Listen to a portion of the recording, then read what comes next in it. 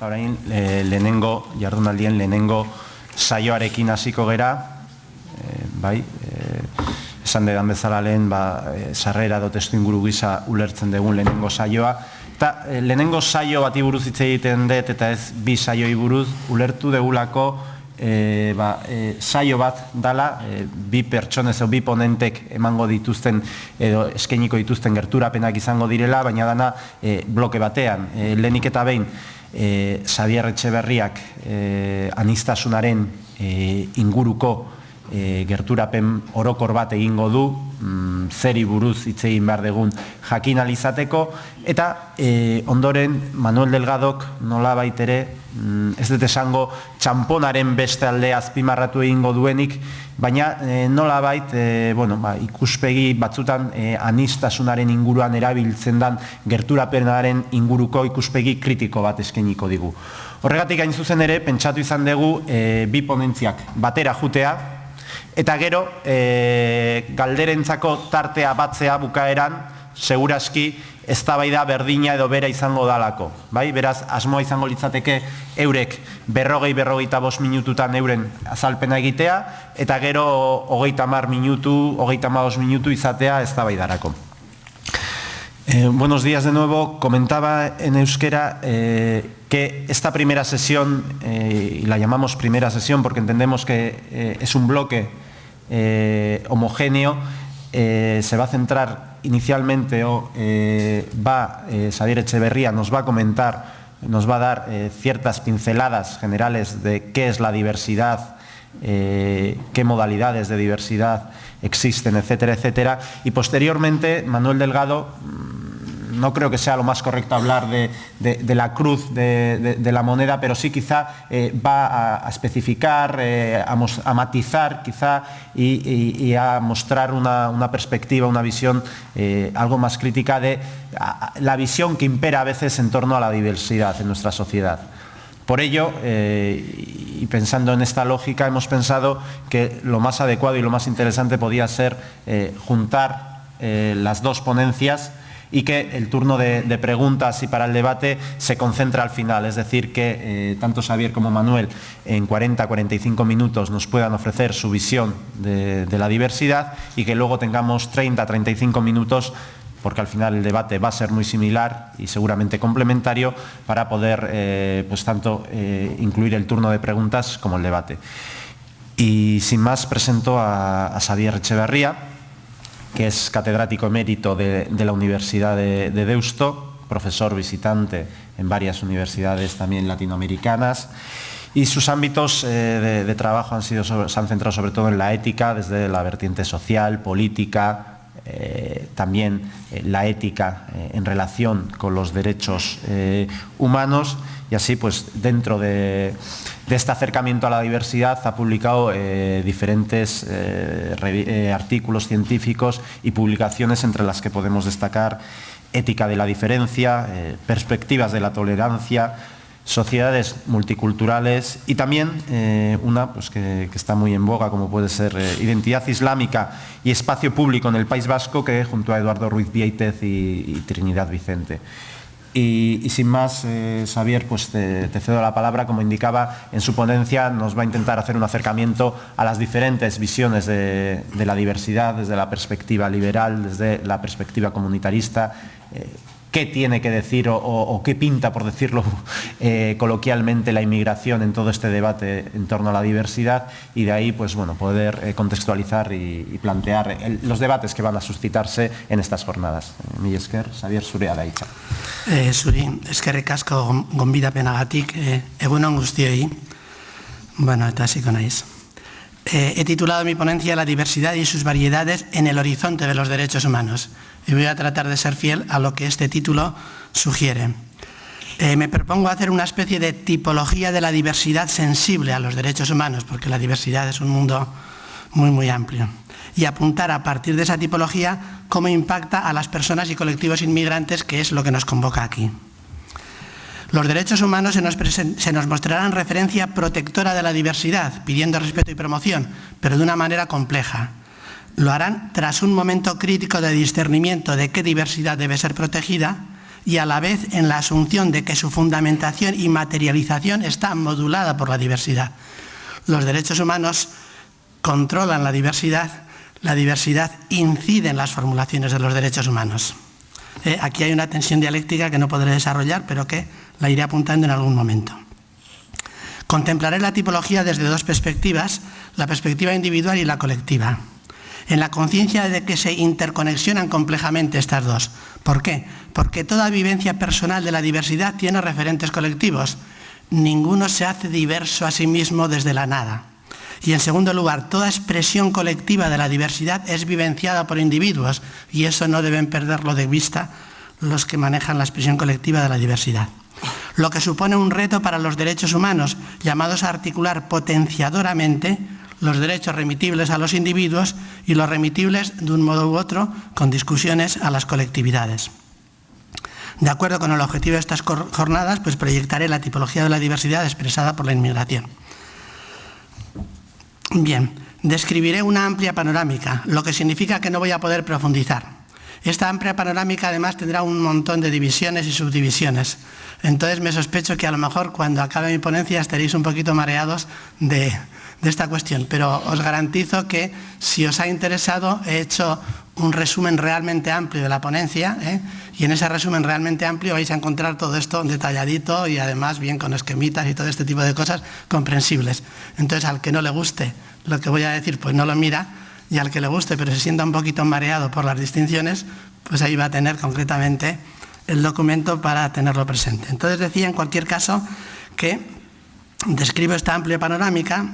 Espero que esta limitación de no poder profundizar se compense por las capacidades orientadoras del mapa que pretendo diseñar, y al ser tan fuerte la síntesis, como decía, casi cada afirmación que puede sonar atópica debería ser desarrollada y debatida, pero no lo voy a hacer. Y por otro lado, no estructuro la exposición en torno a mis tesis, aunque mis tesis irán apareciendo, sino que estructuro la exposición en torno a hacer el mapa de la diversidad. Entonces va a tener mi exposición como dos grandes partes. Primera parte, perspectiva individual de la diversidad. Segunda parte, perspectiva colectiva de la diversidad. Y dentro de cada una de estas partes tendré un primer momento el trasfondo ideológico, un segundo momento la tipología y un tercer momento la aplicación a la inmigración de la tipología. Bueno. Empiezo entonces por el primer capítulo, la perspectiva individual de la diversidad. ¿Cuál es el trasfondo? El trasfondo de esta perspectiva individual de la diversidad, digamos, sensible a los derechos humanos, recordemos, es evidentemente el enfoque liberal. Resumo muy sintéticamente algunos elementos del enfoque liberal para tenerlos presentes para la tipología. Las primeras formulaciones explícitas de derechos humanos, tal como los entendemos habitualmente, se realizan dentro de la cosmovisión liberal. ¿Qué son estos derechos en la cosmovisión liberal? Son derechos que se asignan al individuo en su condición de humano, con un decisivo espacio para su privacidad. Un humano que vive en sociedades políticas, en las que regular el ejercicio de las libertades de todos. Por tanto, en definitiva, estos derechos se remiten al individuo abstractamente considerado, no teniendo presentes sus diferencias, lo que le hacen singular. El enfoque tiene el potencial de que así tales derechos alcancen a todos los humanos por el hecho de serlo, y el hándicap de que pueden ignorar a los humanos reales. Evidentemente, el liberalismo originario es consciente de que los individuos realmente existentes son concretos y que es en la concreción en donde aparece la diversidad. Pero las concreciones que le interesan al liberalismo son las que cada persona logra con la autodeterminación de su libertad, esto es, con el ejercicio de sus derechos de libertad. Yo decido ser de una cierta manera individual que me diferencia de los demás. Aquí, a partir de aquí aparece la diversidad como pluralidad a respetar. Esto es, los derechos, trascendiendo la diversidad, estando por encima de ella, amparan a través del poder público que se den esas concreciones plurales, pero, uno, en el plano individual, aunque pueda ser compartido, yo elijo una religión y la eligen 25.000 y lo comparte con ellos. Y segundo, marcando límites a mis libertades en las libertades de los otros. De todas maneras, este sería el liberalismo más liberal. El liberalismo transformado, el igualitario, suaviza la abstracción al hacerse cargo de las condiciones sociales de los individuos para el ejercicio real de su libertad. Además del pluralismo en las concepciones de vida realizada, que sería el anterior, aparece ahora la diversidad en las condiciones de vida, en las posibilidades de realización personal. Ahora esta diversidad ya no es como pluralidad a respetar, esta diversidad es como desigualdad a suprimir. Además de los derechos de autonomía privada y pública que aparecían antes, emergen los derechos al disfrute de iguales circunstancias básicas de elección para el ejercicio de esa autonomía privada y pública, que deben ser garantizados por las instancias públicas. Más o menos aparecen, digamos, los derechos sociales. Este sería entonces el fondo ideológico de la perspectiva liberal de la diversidad. ¿Qué tipología, paso al segundo apartado de este primer capítulo, qué tipología de la diversidad individual se nos muestra aquí? Si observamos a los individuos realmente existentes, que son los que ejecutan la diversidad, localizamos diversidades situables en dos categorías: diversidad de condición y diversidad de elección. Tengo entonces primero las primeras grandes tipologías. En la diversidad de condición, es la que nos adviene con el nacimiento o algún acontecimiento ajeno a nuestra libertad. No se sitúa, por tanto, en el ámbito de nuestra responsabilidad y que en principio es inmodificable, aunque los avances científicos o las definiciones sociales pueden resituar en algunos casos los márgenes existentes. Entonces, diversidad de condición. La aclaro un poquito más con los siguientes considerandos. Han acabado siendo importantes para el tema de los derechos humanos al menos estas formas de diversidad de condición. La sexual, tenemos sexo masculino o femenino; la fenotípica, especialmente el color de la piel; el lugar de nacimiento y los ascendientes; y la diversidad funcional en relación con la capacidad física o intelectual, la problemática de la discapacidad. Tenemos otras que están en debate, pues por ejemplo, en qué medida la conducta sexual, la orientación de conducta sexual debe ser situada como condición, como en fin. Pero bueno, las anteriores al menos es seguro que son, digamos, dominantemente diversidades de condición. Bien, ¿qué pasa con estas diversidades de condición? En todas las sociedades estas diversidades han marcado con la impronta de lo natural. Es natural que yo sea hombre o mujer, es natural que yo tenga el color de la piel X. Entonces, con la impronta de lo natural inmodificable, estas diversidades han marcado desigualdades en las posibilidades de vida y el ejercicio de las libertades que dañan una de las expresiones de ella. Si estamos hombres y mujeres, esta diversidad es desigualdad y daña a unas, a las mujeres. Si tenemos color blanco, negro, etc. Otra idea. El liberalismo originario, frente a estas diversidades de condición, ha propuesto afrontarlas tarde e imperfectamente con el principio de no discriminación de las personas. Prohíbe dar un trato desigual inferiorizador a los individuos apoyado en su condición. Es decir, pide que las ignoremos, que ignoremos si eres hombre o mujer, que ignoremos si eres blanco o negro, que ignoremos, que a efectos de derechos tratemos a las personas como si esas diversidades no existieran, como individuos abstractos, que dijimos al principio, sujetos de derechos civiles y políticos. Eso es el liberalismo originario. El liberalismo igualitario, en cambio, pide que sí se tenga presente la condición en cuanto factor de inferiorización, para garantizar a las personas que sitúa socialmente en desventaja, opresión o marginación, en lo que se pueda, iguales circunstancias de elección, cubriendo sus derechos sociales, incluso planteando discriminación positiva, incluso haciendo todo este tipo de cosas. Esto es, trata la diversidad de condición, si es coherente, en forma que pase a ser irrelevante públicamente, como si no existiera. Lo que es punto de partida en el liberalismo originario, aquí es horizonte de llegada. Que al final, hombres y mujeres, por ejemplo, tengan tales condiciones que no haga falta tener presentes si son hombres o mujeres.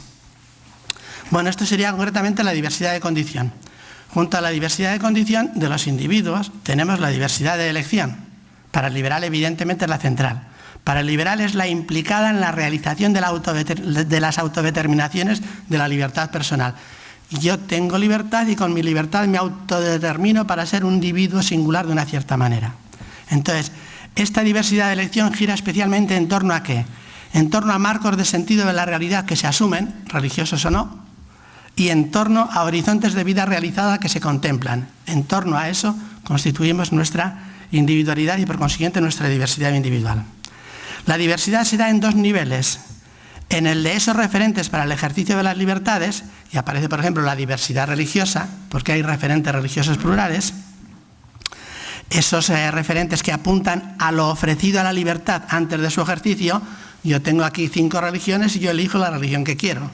Así se suele plantear. Y también esa diversidad se plantea en el de las realizaciones individuales que nos muestran diversos. Hay pluralidad de religiones para elegir y yo he elegido una y tú has elegido otra. Y van apareciendo así las diversidades individuales. En esta diversidad individual hay confluencias que implican la constitución de grupos sociales de individuos que comparten las mismas referencias e interactúan en sus proyectos. Sus proyectos pueden ser mercantiles o de sentido. Aquí nos planteamos pues, 1 millón de individuos que tenemos esta religión X e interactuamos, pero es la confluencia de nuestras individualidades. O aquí nos planteamos 500 individuos que hacemos un proyecto mercantil. Para efectos de las libertades individuales funcionaría de la misma manera, visibilizando así una diversidad no meramente individual, una diversidad grupal que por su origen y alcance no es situada en el ámbito público sino en el privado.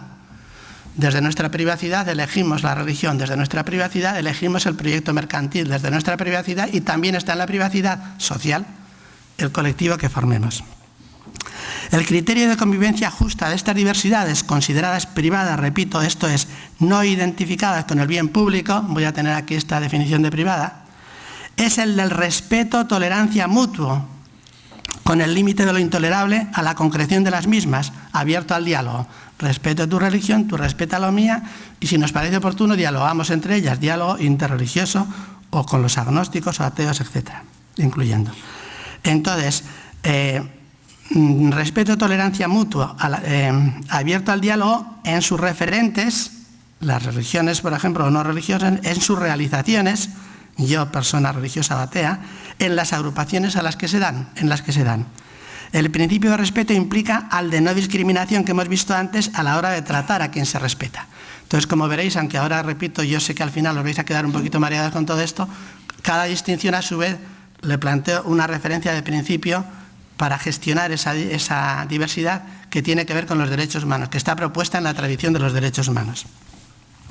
Bueno, hemos dicho que en la perspectiva, en la tipología individual, tenemos tenemos diversidad de condición y diversidad de elección. Ahora hay que plantearse una pequeña, otra variable que incide en esa libertad, en esa diversidad de condición y elección. A las variables de condición y elección se les puede proyectar las de queridas o no queridas. Yo puedo querer la diversidad que tengo o puedo no quererla. Eso es importante. Para hacer una tipología más completa de la diversidad con enfoque individual. Respecto a esto hago 3 observaciones. La primera, la diversidad de condición se nos impone. Yo no puedo decir quiero o no quiero tener la piel blanca o negra. Yo no quiero o no quiero haber nacido en Bilbao. Aunque parece que, como no vas a querer nacer en Bilbao, pero en cualquier caso, la diversidad de condición se nos impone. Lo que hace emerger un reto que tiene que ver con los derechos humanos. ¿Cómo ampararla socialmente para que sea positivamente aceptada en la constitución de la identidad personal? A mí se me ha impuesto nacer en un grupo indígena. O sea, la vida me ha impuesto. ¿Cómo hacer para que eso no sea para mí una carga? Yo que estoy en contacto con pueblos indígenas, yo veo cómo para un buen número de indígenas individuales acaba siendo una carga cuando van a la ciudad. La diversidad suprimible, o sea, por un lado tenemos la diversidad de condición que se nos impone. No hay querida o no querida, sino acogida, mejor o peor. En segundo lugar, la diversidad suprimible en circunstancias de elección. Aparece pobreza, marginación, analfabetismo. Y en imposición a la voluntad es no querida. La idea es que tenemos una diversidad que se nos ha podido imponer, como la pobreza, pero que es no querida y es suprimible. Y ahí tenemos que plantearnos la supresión. Y por último, la diversidad de elección, que es por definición querida, de modo legítimo si se aceptan los límites, y como tal debe ser amparada. Tenemos entonces, por consiguiente, ya hecho el panorama de las diversidades individuales. Pasemos ya al tercer apartado de este primer capítulo, que sería la inmigración ante la tipología de la diversidad individual. Proyectando en los inmigrantes las diversidades propuestas, destacan inicialmente las referencias a la diversidad de condición. En el inmigrante vemos fundamentalmente la diversidad de condición. La propia definición de inmigrante tiene que ver con una diversidad de condición, su lugar de nacimiento y sus ascendientes, que puede proyectarse en sus descendientes y que de hecho se proyecta. En los inmigrantes, además, se tienden a hacer distinciones peligrosas por su potencial racista en función de otra diversidad de condición, la fenotípica. Entonces, primero les vemos desde la diversidad de condición. Bueno, apliquemos este hecho.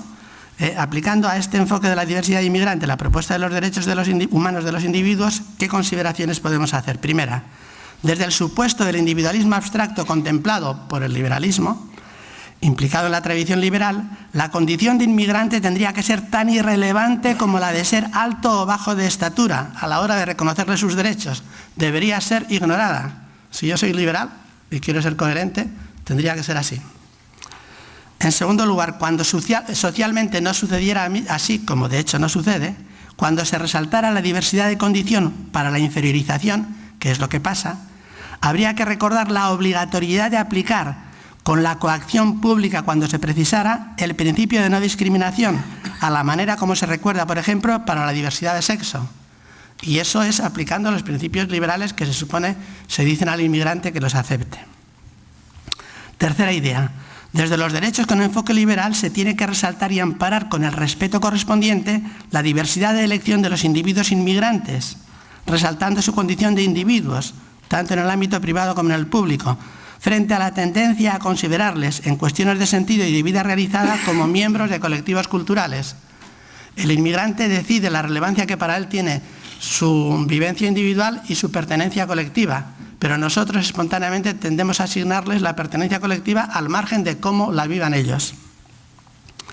Abriéndonos al enfoque igualitario también a los inmigrantes, en cuanto a personas con dignidad, habría que reconocerles eficazmente los derechos que les igualaran en circunstancias de elección, los derechos sociales. Estoy aplicando aquí ahora el liberalismo igualitario.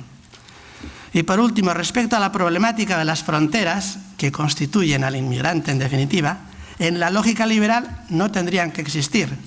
Si existen las fronteras es porque al liberalismo le añado otra cosa.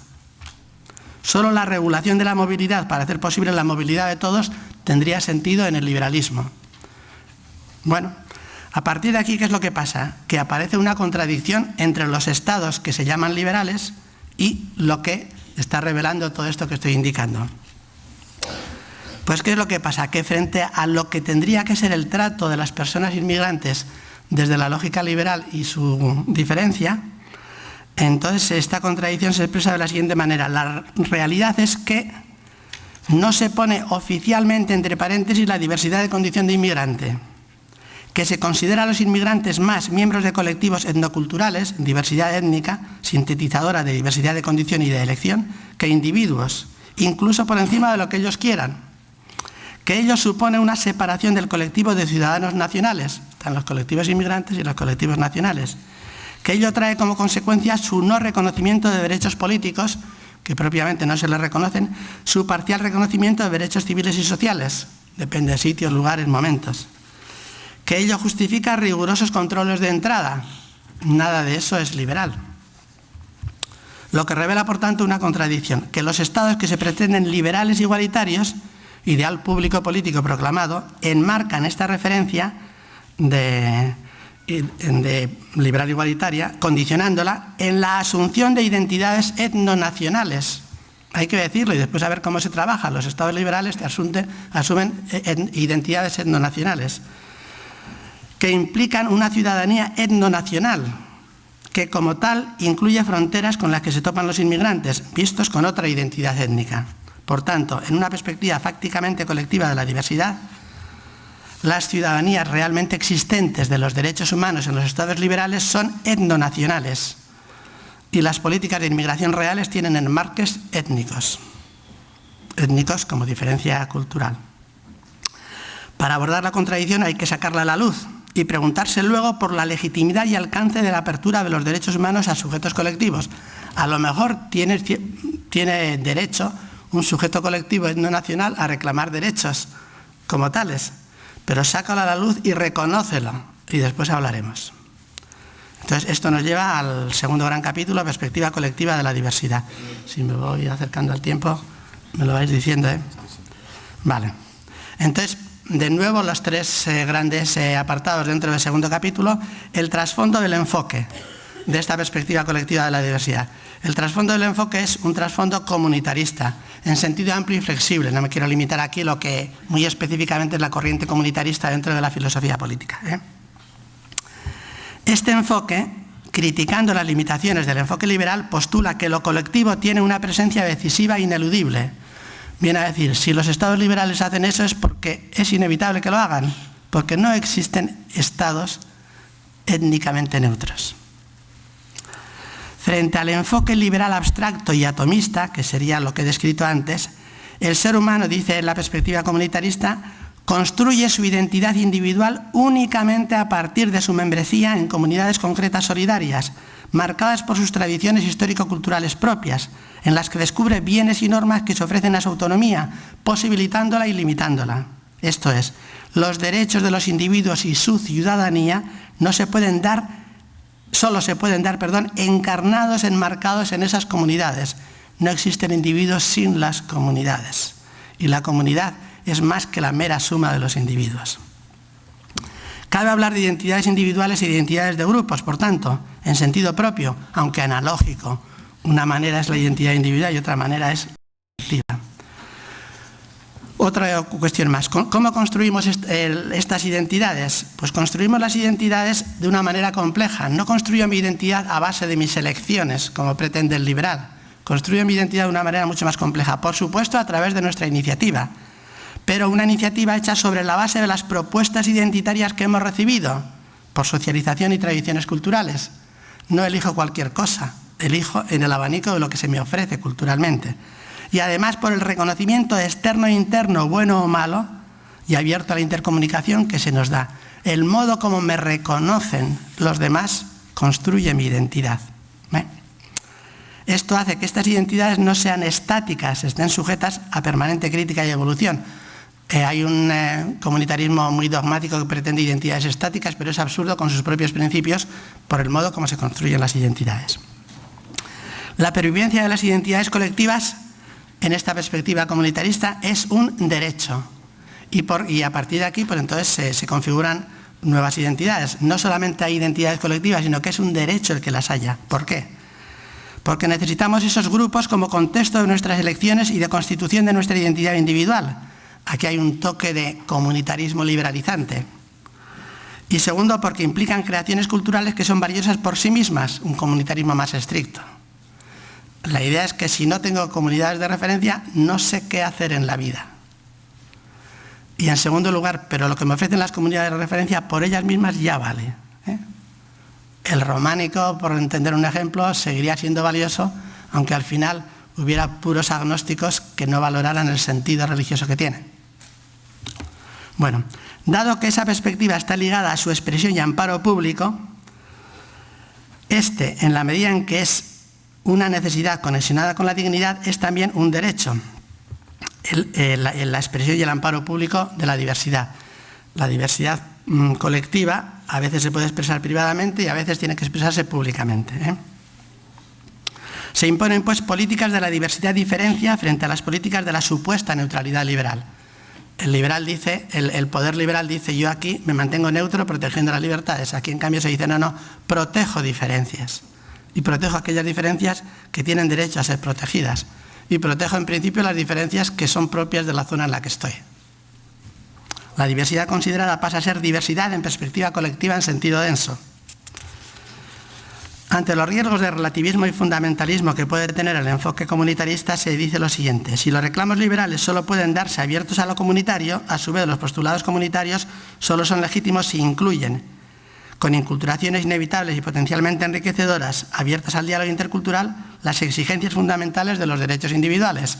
No podría haber un comunitarismo que negara esto. Como veis, cada frase tiene un montón de historias que habría que desarrollar, pero no da de sí, Porque digo aquí, los postulados comunitarios solo serían legítimos si incluyen, con inculturaciones inevitables y potencialmente enriquecedoras de los derechos humanos, no viven los derechos, o sea, es imposible plantear una vivencia estricta igual de los derechos humanos de un pueblo indígena que esté dispuesto a asumirlos, que como puede vivirlo pues un contexto europeo. Bueno, ese sería entonces lo que fundamenta la perspectiva de la diversidad colectiva. Vamos a ver ahora la tipología de la diversidad colectiva.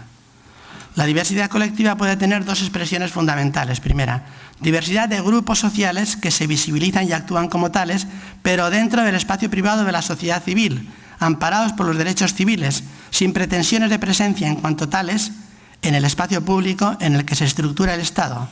Retomamos aquí la diversidad que se expresa públicamente, pero en el ámbito social privado que planteaba el enfoque liberal. Y diversidad, en segundo lugar, de grupos culturales que consideran que tienen necesidad y derecho de presencia en ese espacio público en formas e intensidades diferentes, reclamando así derechos colectivos o de ejercicio colectivo en sentido firme. Tengo derecho a que esta lengua sea amparada, protegida por el Estado. Tengo derecho a que este colectivo de humanos con rasgos culturales X se constituya en sujeto político de soberanía. Estamos aquí planteándonos la presencia de la diferencia en lo público de una manera directa. Desarrollando esto de manera más amplia, en la sociedad política podemos encontrar dos tipos de grupos. Entonces, pues, grupos que necesitan y quieren que se les reconozca únicamente autonomía en la sociedad civil. Les bastan condiciones sociales de libertad privada civil y el principio efectivo de no discriminación, hablándose solo de derechos individuales de individuos que se agrupan. Es el caso en Europa de la postura ilustrada respecto a las confesiones religiosas, rasgo que se trata de separar del entramado cultural en el que han emergido. El cristianismo surgió aquí, pero bueno, con todo el mundo político, cultural, etcétera, pero ahora se dice el cristianismo es cosa del individuo y el mundo político-cultural oficial va por otro lado. Aunque las versiones realmente existentes son más de no laicidad moderada que de laicidad estricta, yo creo que el único Estado que ha intentado con seriedad la laicidad es Francia, y ellos mismos hablan de la singularidad francesa.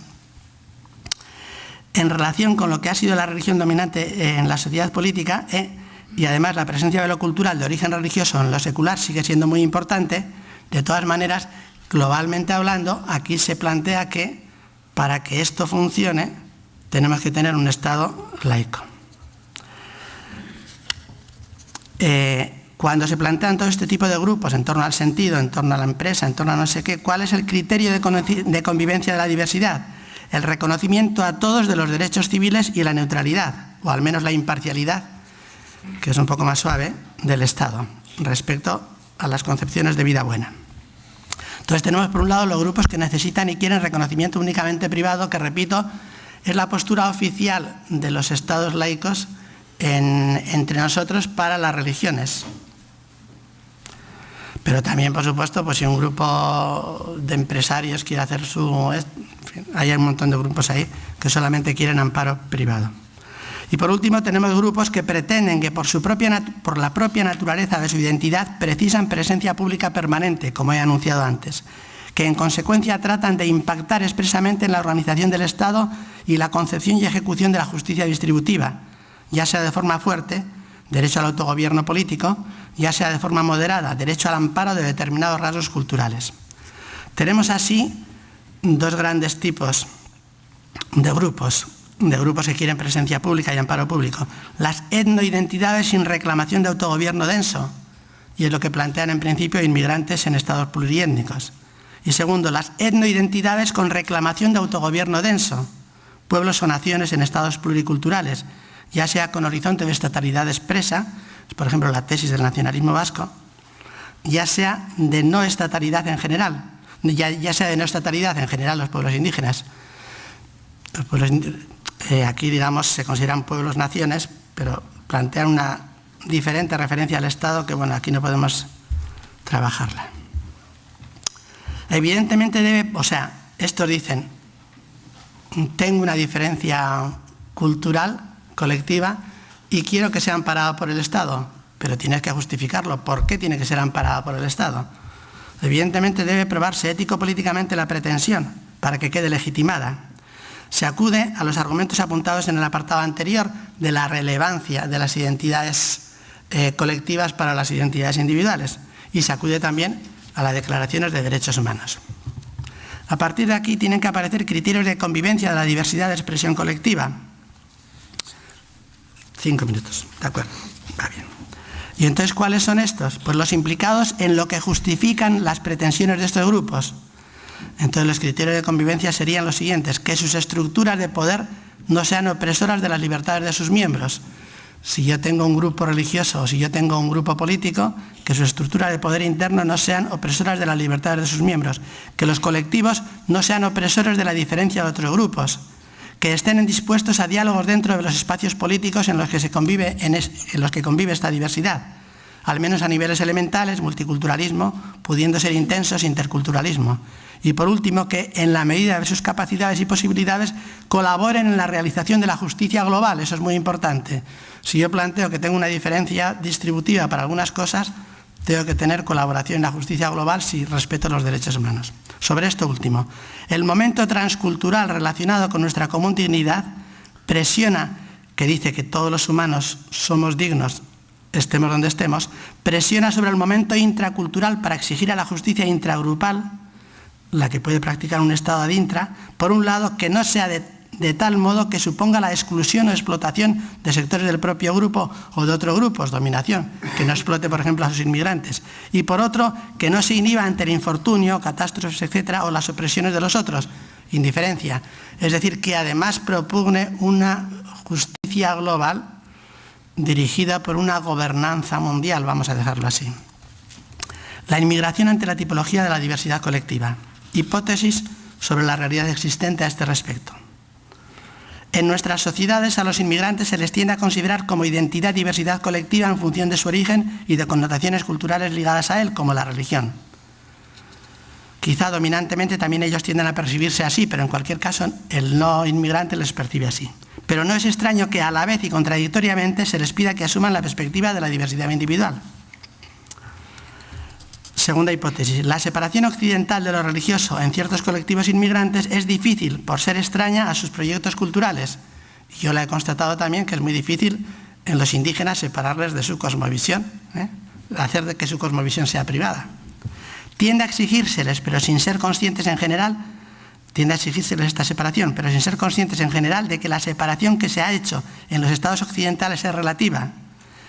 Es decir, aquí hay mucho más de lo cultural cristiano de lo que el laico pretende que haya, incluso en su corazón de laico. Y sin preguntarse si los derechos humanos exigen a todos el mismo recorrido de los occidentales, que lo hemos hecho los occidentales, y para mí no. Yo creo que hay recorridos posibles de diversidad respecto a la laicidad, pero esto ya sería otro tema que por eso solo merece un congreso. Bien. Entonces, dichas estas hipótesis, ¿cuáles son las pautas de convivencia? Y acabo con esto, para, suponiendo el reconocimiento del derecho a un amparo público de la diversidad inmigrante, la identidad político-cultural nativa tiene que estar en disposición de dar razones de principio, según los derechos humanos, y de oportunidad, para justificar una superior protección pública de su cultura. Es decir, si uno quiere que publique, por ejemplo, nosotros, si queremos que se ampare la cultura vasca, tenemos que dar razones de por qué se ampara públicamente. Ello tendrá que incluir, cuando nosotros digamos amparar la cultura vasca, ello tendrá que incluir apertura a la protección de las culturas inmigrantes. Para regularla pueden formularse, abiertos al debate público, criterios como estos, son criterios para el debate. Pedir al inmigrante, individualmente y colectivamente organizado, integración político-social en los valores democráticos y de libertades y en sus instituciones, reconociéndoles a su vez, si les pides eso, reconociéndoles a su vez ciudadanía plena, es decir, derechos civiles, políticos y sociales. Ofrecer respeto abierto a la protección pública cuando se precise a aspectos significativos de su diversidad etnocultural que desee mantener y que no chocan con la anterior. Me imagino que aquí aparecerá, por ejemplo, qué aspectos de la diversidad etnocultural de inmigrantes pertenecientes, digamos, a la cultura islámica, pues tienen derecho a ser protegidos y amparados.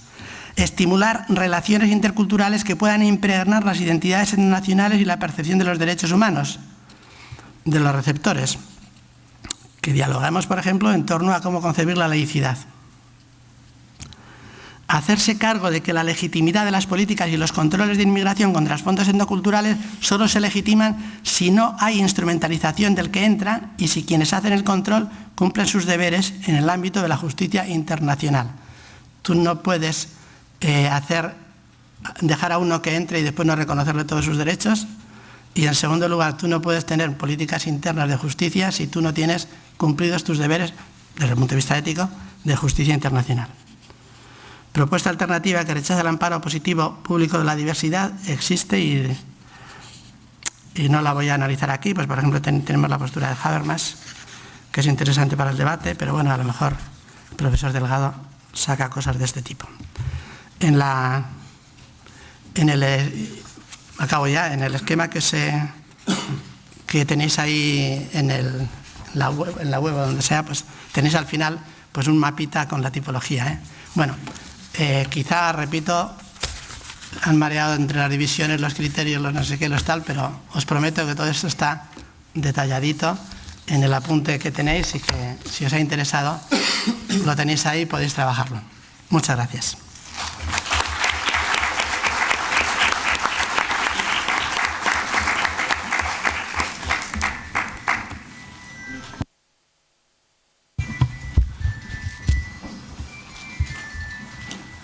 Bien, continuamos.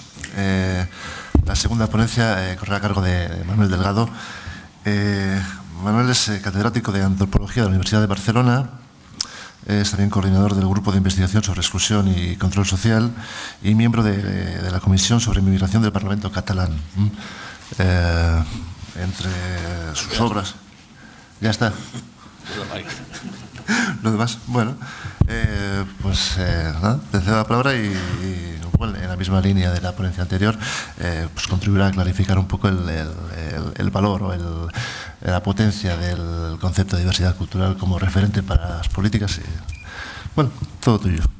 Sí. Bueno, y disculpa que te haya cortado la presentación, pero seguro que me iba a poner el compromiso de estar a la altura, porque seguro que iba a ser muy elogiosa y desde luego eso implicaría por fuerza que me vería forzado a no decepcionar un currículum como el que habitualmente se presenta y que es indicativo de una forma relativa, especialmente cuando se trata de cuestiones como estas. Xavier de pronto ha insinuado la posibilidad de que desarrolle algo acerca del pensamiento de Habermas y también va a ser decepcionante si la expectativa es esa. Y no porque no me interese, sino porque me gustaría hacer una aportación desde una óptica distinta, que yo creo que sí que es pertinente en un contexto como este, aunque sea únicamente para celebrar, y permítanme que lo subraye, el hecho de que estemos aquí reunidos para hablar de una problemática como la de la inmigración y la diversidad cultural, que como saben, esta temporada ya no se lleva. Yo creo que es interesantísimo pensar básicamente qué es lo que ha pasado en los últimos 3, 4, 5 años para que un asunto que hacía bien poco era de la máxima actualidad y parecía centrar en torno suyo toda una industria académica de ofertas, seminarios, másters, posgrados, doctorados que generaba congresos, simposios y publicaciones, de pronto prácticamente se haya extinguido y ni siquiera en los congresos de antropología o de sociología hay ya un ámbito para este. Yo creo que hay que pensar, ¿no?, cómo funcionan estas cosas, de esas oleadas temáticas que hacen que de pronto hayan temas que nos tengan que angustiar a todos y después automáticamente nos dejen de preocupar. Porque es cierto que el tema de la inmigración hasta hace no mucho aparecía como justificadamente una especie de fuente de ansiedad colectiva que debía generar políticas públicas y que debía justificar a su vez unas determinadas políticas de pedagogía, de didáctica a la ciudadanía sobre cómo enfrentar ese nuevo reto y como, no sé si pueden comprobarlo cuando quieran con una consulta en la red y verán que, digamos, la cosa ha disminuido, si no es que ha desaparecido en muchísimos sitios. De pronto, que todavía ustedes tengan ánimos para hablar de esta cuestión y lo hagan además con este éxito, ya me parece una razón más que suficiente para alegrarse de ello. El tipo de aportación que yo haré está menos formalizada que la de Xavier. Tienen un resumen, no de mi ponencia, sino de mi punto de vista en la página web, y también voy a pedirles que por favor se remitan a él por si de pronto alguna cosa de lo que digo resulta, digamos, demasiado inconexa y requiere justamente lo que la práctica es un pie de página de esta conferencia, que es lo que está colgado en la red, ¿no?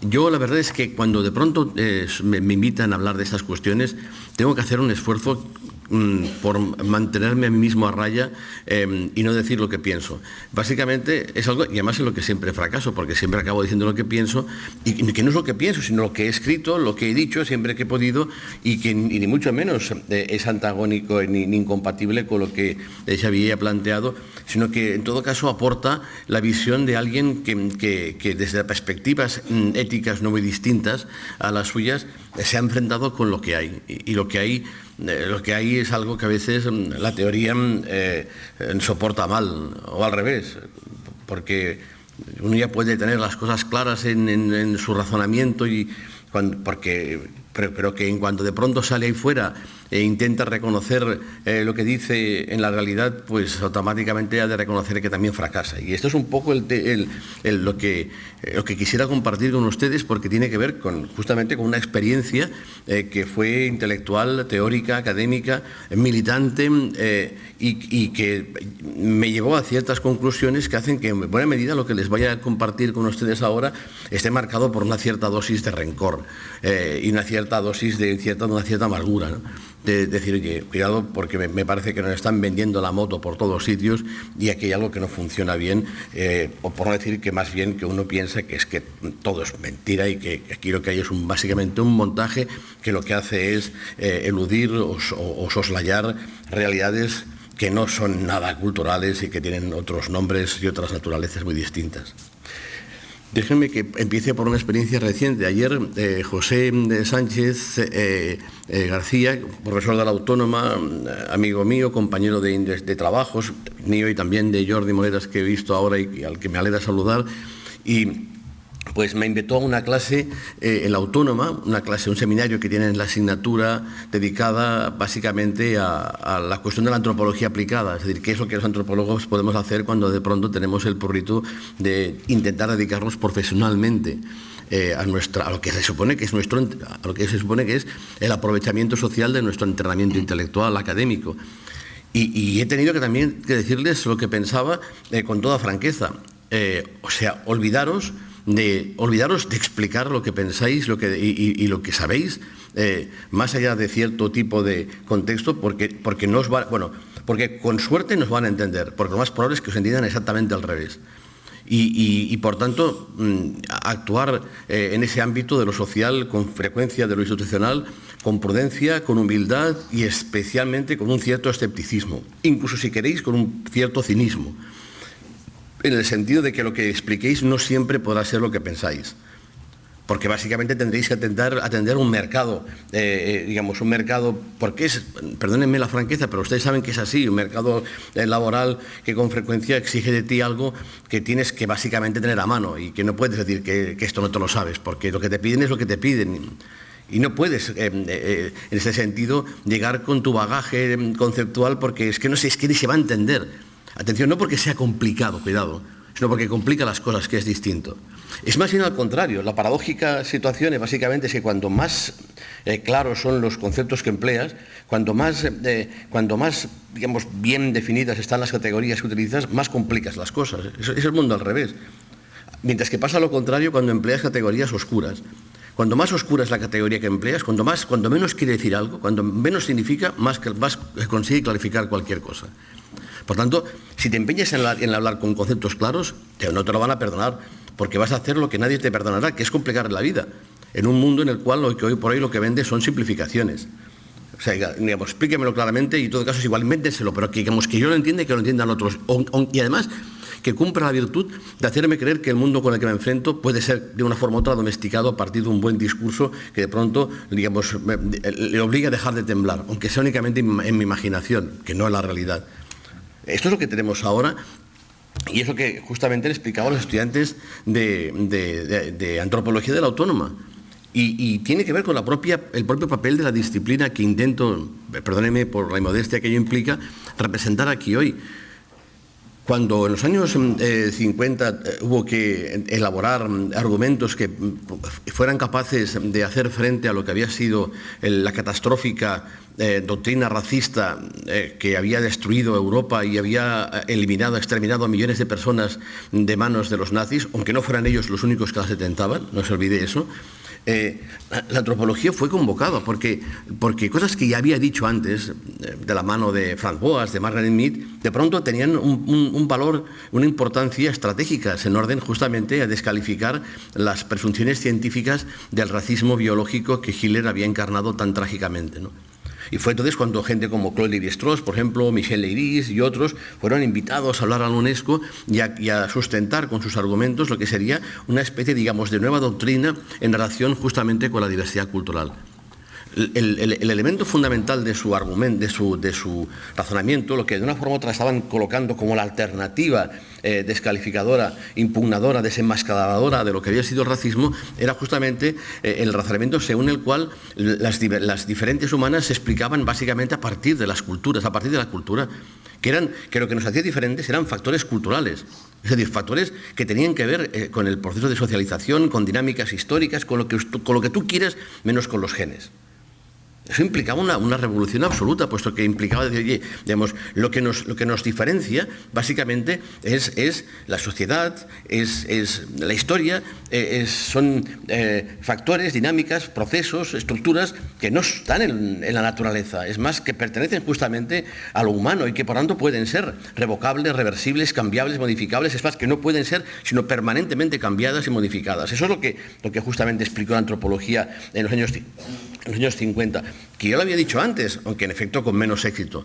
Pero entonces se entendió que era pertinente. Y dijo, oye, explícanos otra cosa, dinos qué tenemos que decir.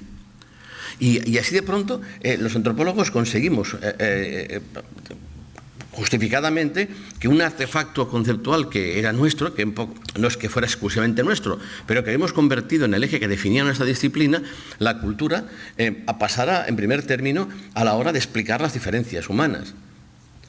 Y claro, he ahí el desastroso producto de esa ingenuidad, que finalmente hemos conseguido históricamente los antropólogos y antropólogas que un concepto que era un poco nuestro y que fuimos nosotros quienes aportamos a las discusiones, a las teorías, a los argumentos, se haya convertido o bien en un objeto de una banalización insultante o bien justamente en el instrumento que sirve justamente para hacer lo mismo que hacía el viejo racismo cultural, el viejo racismo biológico, solo que mucho más sutilmente. Básicamente para decir cultura donde antes decía raza. Ya está, punto. Como si al viejo racismo incluso le fuera la mar de bien, porque le permitía sustituir un concepto que de por sí ya era confuso, pero que tenía una cierta anclaje en la realidad, puesto que la gente tenía colores de piel diferente, con un concepto cuya naturaleza, tal y como se estaba usando, tenía una gran virtud en respecto al anterior, que todavía era más falso, puesto que en efecto la cultura acabó entendiéndose como lo que nunca había sido, que es como un determinante que estaría en la raíz misma de la diversidad. Para entendernos, los antropólogos siempre hemos proclamado que nuestra disciplina explica las culturas, pero jamás hemos defendido que las culturas expliquen algo. No sé si captan, digamos, el matiz que implica distinguir entre que una cosa es explicar las culturas y otra cosa es pretender que las culturas expliquen alguna cosa. Esa perspectiva de pronto ha fracasado en esos términos. Hoy por hoy, prácticamente, la noción de cultura ya está tan tremendamente distorsionada, devaluada, está tan desfigurada, recibe usos tan perversos o tan banales que en el fondo uno renuncia a invocarla, porque ya creo que tal y como se está empleando no significa nada más que una fuente o bien de marcaje y de estigma o bien de confusión. Por lo tanto, ¿qué implica? Oye, que es mejor que, como les decía a los estudiantes ayer, oye, lo dejemos estar y nos resignemos básicamente a mantener nuestras argumentaciones en una especie de reductos que cercanos a la clandestinidad, en las que podemos hablar con una cierta claridad sin que nadie nos confunda.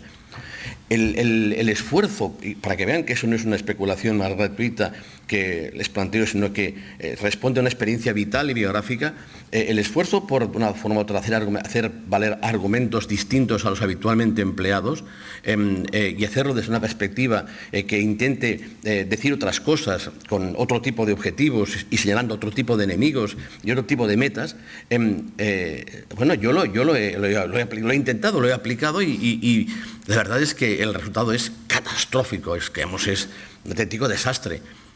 Y permítanme que me remita a ejemplos particulares. En primer lugar, una experiencia de la que Euskadi fue justamente, escenario, particularmente Donosti, que fue una exposición en la que me vi comprometido, de la que fui comisario, que se llamaba La ciudad de la diferencia, en la que se proclamaba un argumento que, cuanto menos para mí, y creo que para también mis colegas, es básicamente incontestable, que es que la diversidad es un hecho y basta. De hecho, el viceconsejero lo ha planteado y es verdad, ¿no? Bueno, que la gente es diferente. Bueno, que no sabíamos que era diferente. ¿Cómo que es diferente? Diferente. Pero a ver, ¿quiénes son diferentes aquí? O sea, que comprenden un poco. Cuando se dice que hay diversidad, ¿qué estamos diciendo? ¿Que no lo sabíamos, que había diversidad? Oye, la gente que veo aquí es diferente. ¿Y qué? ¿Y ahora qué más tengo que decir? No es que respete la diferencia, es que me tiene sin cuidado. Es que, a ver, ¿qué tengo que hacer con respecto a que alguien no tenga mi religión, mi punto de vista, o se peine distinto, o se vista diferente, de color diferente, o tenga un concepto de la vida y de la muerte distinto, o que sea que tenga un calzado, una medida de calzado distinta de la mía, o que tenga una religión, o que tenga un signo zodiacal distinto? O sea, ustedes creen que tengo que valorar que sean ustedes Sagitario y se lleven mal con los Leo, pero puedan hacer más o menos intercambios con los Capricornios. ¿Eso qué? No, en serio, ¿qué tengo que hacer yo? ¿Tolerarles? ¿Comprenderles? ¿Llenarme de amor? Es que no sé. A ver, yo lo veo clarísimo, digamos, no tengo interés en entender a los demás. Yo tengo interés en entenderme con ellos, pero entender a los demás, ¿para qué? No, en serio. ¿Entender a quién? Ahora que de pronto cualquiera de ustedes salga a la calle, que de pronto se encuentre con alguien que le pare y diga, ya sé que no nos conocemos, pero mira, me gustaría entenderte, no sé, me gustaría abrirme a ti y tal. Claro, no, porque a ustedes les produce risa, pero como de pronto reciban la denominación de origen inmigrante, minoría étnica, cualquier cosa de estas, se acabó la historia. Se pasarán el día dando explicaciones, que en eso consiste el racismo, en que hay personas que tengan que dar explicaciones. ¿De qué? ¿De que son diferentes? Eso es lo que intentamos explicar, por ejemplo, en la exposición. La exposición se llamaba La acción de la diferencia porque toda ella era un homenaje a los viejos, canónicos, clásicos argumentos de la Escuela de Chicago a propósito de la condición heterogenética de las ciudades. Las ciudades, y en general las sociedades complejas, por definición, no pueden existir más que son capaces de atraer diversidad, pero no por razones ni éticas ni estéticas, sino por razones de tipo casi yo diría, digamos, técnicas, en el sentido que es imposible que una sociedad compleja funcione si no es a partir de ser capaz de reunir a individuos y a grupos con competencias diferenciadas, puesto que es justamente eso lo que garantiza su cooperación. No se puede cooperar con alguien que es igual que tú, en el sentido, digamos, idéntico a ti. Tú necesitas que alguien haga algo que tú no sabes hacer. Por tanto, la diferenciación, en cierta forma, es un requisito que permite que cualquier sociedad compleja pueda funcionar, porque unos individuos necesitan a los otros. Por otra parte, había más argumentos de ese tipo. Por ejemplo, entender que no es que la diversidad sea el elemento fundamental de cualquier forma de sociedad compleja humana, sino que es la materia primera de cualquier forma de conocimiento, de cualquier forma de pensamiento, de cualquier forma de vida. Puesto que la información es información sobre diferencia. No sé si esto lo ven conmigo con la misma claridad, pero es obvio. El universo funciona básicamente porque hay intercambio de información. El intercambio de información es intercambio de información sobre la diferencia. A ver, o sea, no es nada complicado. Si hubiera un color, no veríamos un color, no veríamos ningún color, porque lo que vemos no es un color, sino la diferencia entre un color y otro color. Pues nosotros no oímos música, no oímos sonidos, oímos diferencias entre sonidos. Y es más, oímos el silencio que hay entre sonidos. Digamos, la percepción se produce a partir justamente de contrastes. Es que eso es el ABC de cualquier teoría del conocimiento, porque tiene que ver justamente con eso, con que el universo funciona a partir de eso, pero no por parte de los humanos. Las amebas diferencian entre izquierda y derecha, por ejemplo. Por tanto, no hay más que diferencia.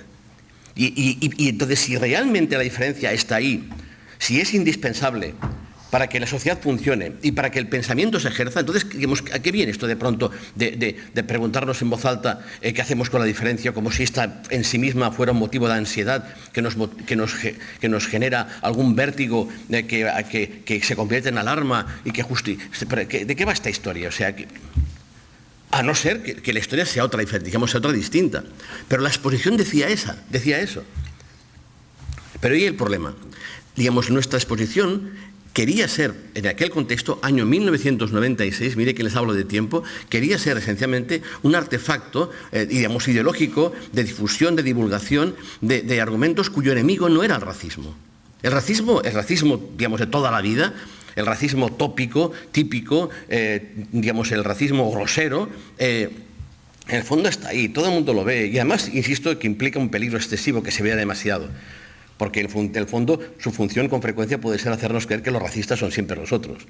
Pero en fin, ese no era el enemigo a abatir por nuestra iniciativa, por la exposición que se hizo en el Centro de Cultura Contemporánea, que circuló por toda España y por el extranjero y tal. Justamente era esa, era plantarle cara a lo que podríamos decir la tendencia que tenía el antirracismo a banalizarse hasta extremos prácticamente caricaturescos. Convertirse en una especie, digamos, de show permanentemente activada en la que ciertos individuos y ciertos grupos podían hacer una especie, digamos, de exhibicionismo de la bondad y del buen rollo y acababan convirtiéndose en auténticos club de fans de los inmigrantes o cosas por el estilo, como finalmente acabó siendo en muchos casos su racismo. La fiesta de la diversidad, claro, en el fondo era un puro espectáculo dedicado básicamente a que una cierta clase media pudiera acudir a tranquilizarse a sí misma, poco menos que a echarle de comer a los cacahuetes a los inmigrantes que teníamos allí y tal, para que la diferencia fuera de una forma tan respetada, cuando en la calle ya existe, porque no sé por qué había que hacer una feria de la diversidad, que en el fondo era una feria, era como un zoológico, en la que los inmigrantes eran obligados a ser, ¿qué? Inmigrantes. Esto es una cuestión importante. Entonces, lo que tú te das cuenta es que la lucha contra ese tipo de discursos es una lucha inútil. ¿Por qué? Porque los nuestros, es decir, la gente que colaboraba con la exposición, tampoco lo entendía. Mire que lo que les planteo tampoco es tan complicado. Somos diferentes, bueno, ¿y qué? ¿Y ahora qué? ¿Qué? Pero bien, la gente que trabajaba para nosotros tampoco pillaba la historia. Fíjese, déjeme que dé ejemplos de ello particularmente, porque encargar un vídeo era un calvario, era un problema grave. Primero, que lo que queremos es decir, la ciudad es diferente, lo que les acabo de decir está ahí la diferencia, ya está, no sé, digamos, la lucha por el derecho a la diferencia y por el derecho a que sea reconocida ya existe. Yo voy por la calle y veo que la gente no se va por ahí pegando, la diferencia está ahí. Porque la vida entera es una expresión de ella. Por tanto, lo que decíamos es, bien, sal a la calle y digamos, date cuenta, sé consciente hasta qué punto no puedes existir sin ella, puesto que sin ella no podrías ni pensar los demás ni pensarte a ti, que te pienses siempre como contraste con los demás. Pues claro, un problema. Hostia, nos devuelven un vídeo, digamos, chulísimo, es cierto, tal, digamos, magníficamente bien realizado, en el que no había otra cosa más que individuos de aspecto fenotípico inequívocamente no caucásico, que de una forma u otra explicaban no sé qué de la tolerancia y de la comprensión y del respeto. Digamos, mira, esto, perdóname por la grosería, pero esto es una mierda. Esto es lo contrario de lo que queremos que hagas. Es lo contrario. Claro, ¿por qué? Porque era el rollo. Diferentes, claro, los diferentes son ellos, son ellos. Los otros, y los otros no tienen otros. Claro, ellos son diferentes, pero tú no. Es que es absurdo. Claro, ellos son diferentes a ti porque tú eres diferente a ellos. Es que no, es de sentido común.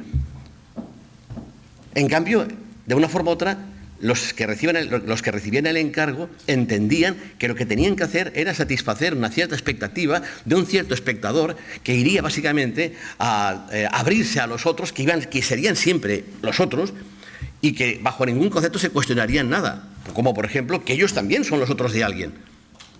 Pues nada, era una complicación. Finalmente hicimos un vídeo nosotros en el que lo que había básicamente era gente ya no diferente, gente rarísima, gente, digamos, extravagante. Me acuerdo que la primera que había era mi madre, sí, que era una persona rarísima. Además explicaba una historia acerca del culto a San Pancracio que nunca entendía exactamente por qué requería de una forma inevitable poner una moneda debajo y un trozo de perejil que tenía que ser robado. Esto, si ustedes son de San Pancracio, es que mi madre era rara, a diferencia de ustedes, que son normales. Es absurdo. Digamos, uno de dos, o eres raro, o eres normal o como los demás. Ya está. Claro, el argumento era ese. Lo que mostramos era gente que decía cosas raras y porque ella misma era rara, porque todo el mundo dice cosas raras y todo el mundo es raro. Digamos, lo que salía era gente, algunos, es cierto, tenían un aspecto fenotípico no caucásico, pero la mayor parte era gente, y además que ni siquiera tenía como uniforme un solo discurso, puesto que todo el mundo hablaba de alguna cosa distinta. Desde, por ejemplo, una mujer de la limpieza que pronto comentaba que, digamos, lo que le fastidiaba que la señora de la casa no le pagara los productos de limpieza, hasta un tipo que decía que la única solución era la ocupación, hasta un tipo que estaba más bien borracho que no sabemos lo que decía. Porque es lo que hay, ya está, eso es la diferencia. Eso es la diferencia. Ya está. Eso es la diferencia. Nuestro argumento iba montándose a partir de eso. Había, de hecho, un apartado entero que estaba dedicado, que encargamos a Jorge Wagensberg, el Museo de la Ciencia, en el que lo que habían era diferentes experimentos que advertían de eso. Por ejemplo, la comparación entre un péndulo caótico y un péndulo simple. El péndulo caótico, en efecto, no hace otra cosa más que promover, generar información, mientras que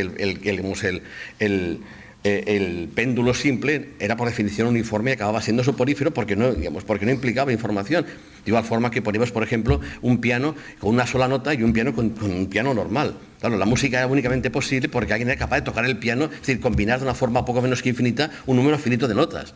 Mientras que el otro no daba apenas más que para hacer percusión y hasta. Y así había varios ejemplos que trabajaban en esta línea. Luego, por ejemplo, para que vean cuál era el argumento, había una especie, digamos, de artefacto que era como un bombo de estos, que el visitante apretaba un botón y lo que hacía era hacer girar los bombos de tal forma que cada vez que giraba aparecía una combinación distinta de diferentes variantes. Por ejemplo, soy protestante, me gusta la paella, juego al tenis, soy homosexual. Había creo que 6 o 7, variedades, 6 ventanas, y cada vez que apretabas aparecía una combinación distinta. Que lo que decía es que no es que tú seas diferente como los demás, sino que tú eres incluso diferente a ti mismo. Es decir, que no puedes ser reducido a la unidad, ni siquiera la tuya, en tanto que individuo psicofísico, puesto que la diversidad también te habitaba, y no siempre para bien. Como decía Pessoa, esto es Machado, yo vivo en paz con los hombres y en guerra con mis entrañas. Pessoa decía, a solas conmigo mismo sin tenerme por amigo. Claro, uno siempre es diverso a sí mismo, puesto que también uno mismo está compuesto, y compuesto de elementos que además ni siquiera tienen por qué ser compatibles. Uno podría ser, por ejemplo, católico y homosexual, eso ocurre. Ni siquiera, somos coherentes con nosotros mismos, puesto que nuestra experiencia es diversa. Por tanto, el argumento era siempre el mismo. No hay otra cosa más que diversidad. Recuerdo además que había una historia que también fue la prueba de cómo complicado era comunicarte con aquellos con los que trabajamos.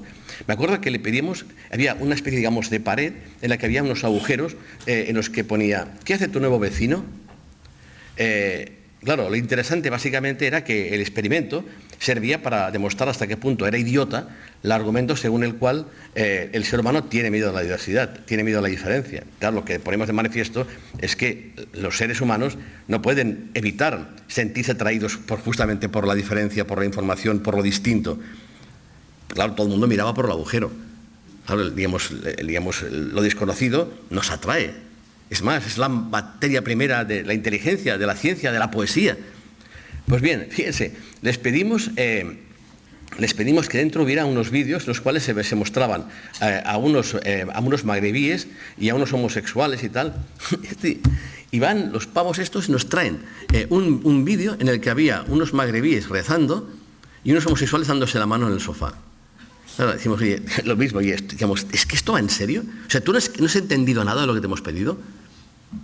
Claro, era natural, porque finalmente, si me permiten, escribí una cosa en El País en la que defendía una tesis que muy poca gente conoce y muy poca gente comparte, que es que los homosexuales tienen muebles. No bromeo. Se llama el derecho al hogar. Claro, el derecho al hogar. Los homosexuales tienen muebles. Claro. Cosa que la gente no sabe, puesto que los homosexuales, como demostraban nuestros queridos amigos del vídeo, solo tienen sexualidad. Claro. Y cuando los magrebíes, ¿qué esperabas que hicieran? Estarían rezando. ¿Es que hacen otra cosa? No. De pronto, los que hacían el vídeo se sentían obligados a repetir justamente los tópicos en relación a dos grupos estigmatizados, cuyo estigma tenía como materia primera una reducción a la unidad. Si tú eres inmigrante, solo eres inmigrante. Solo eres inmigrante. Si tú eres homosexual, solo eres homosexual. Tu vida automáticamente se reduce a lo que yo digo de ti. Tú automáticamente lo primero que pierdes es el derecho a la complejidad. Tú no haces nada que no sea justamente lo que determine tú eres un inmigrante, y no puedes escapar de ahí, porque te encapsulamos ahí para que no salgas. Y te aceptamos te reconocemos, te amamos, pero no salgas de ahí. De igual forma que en la escuela multicultural nos permitimos decir, queridos niños, entre nosotros hay alguien que es, digamos, diferente a nosotros, que es de otra cultura. Vamos todos a respetar, por favor, levántate, que todos te veamos,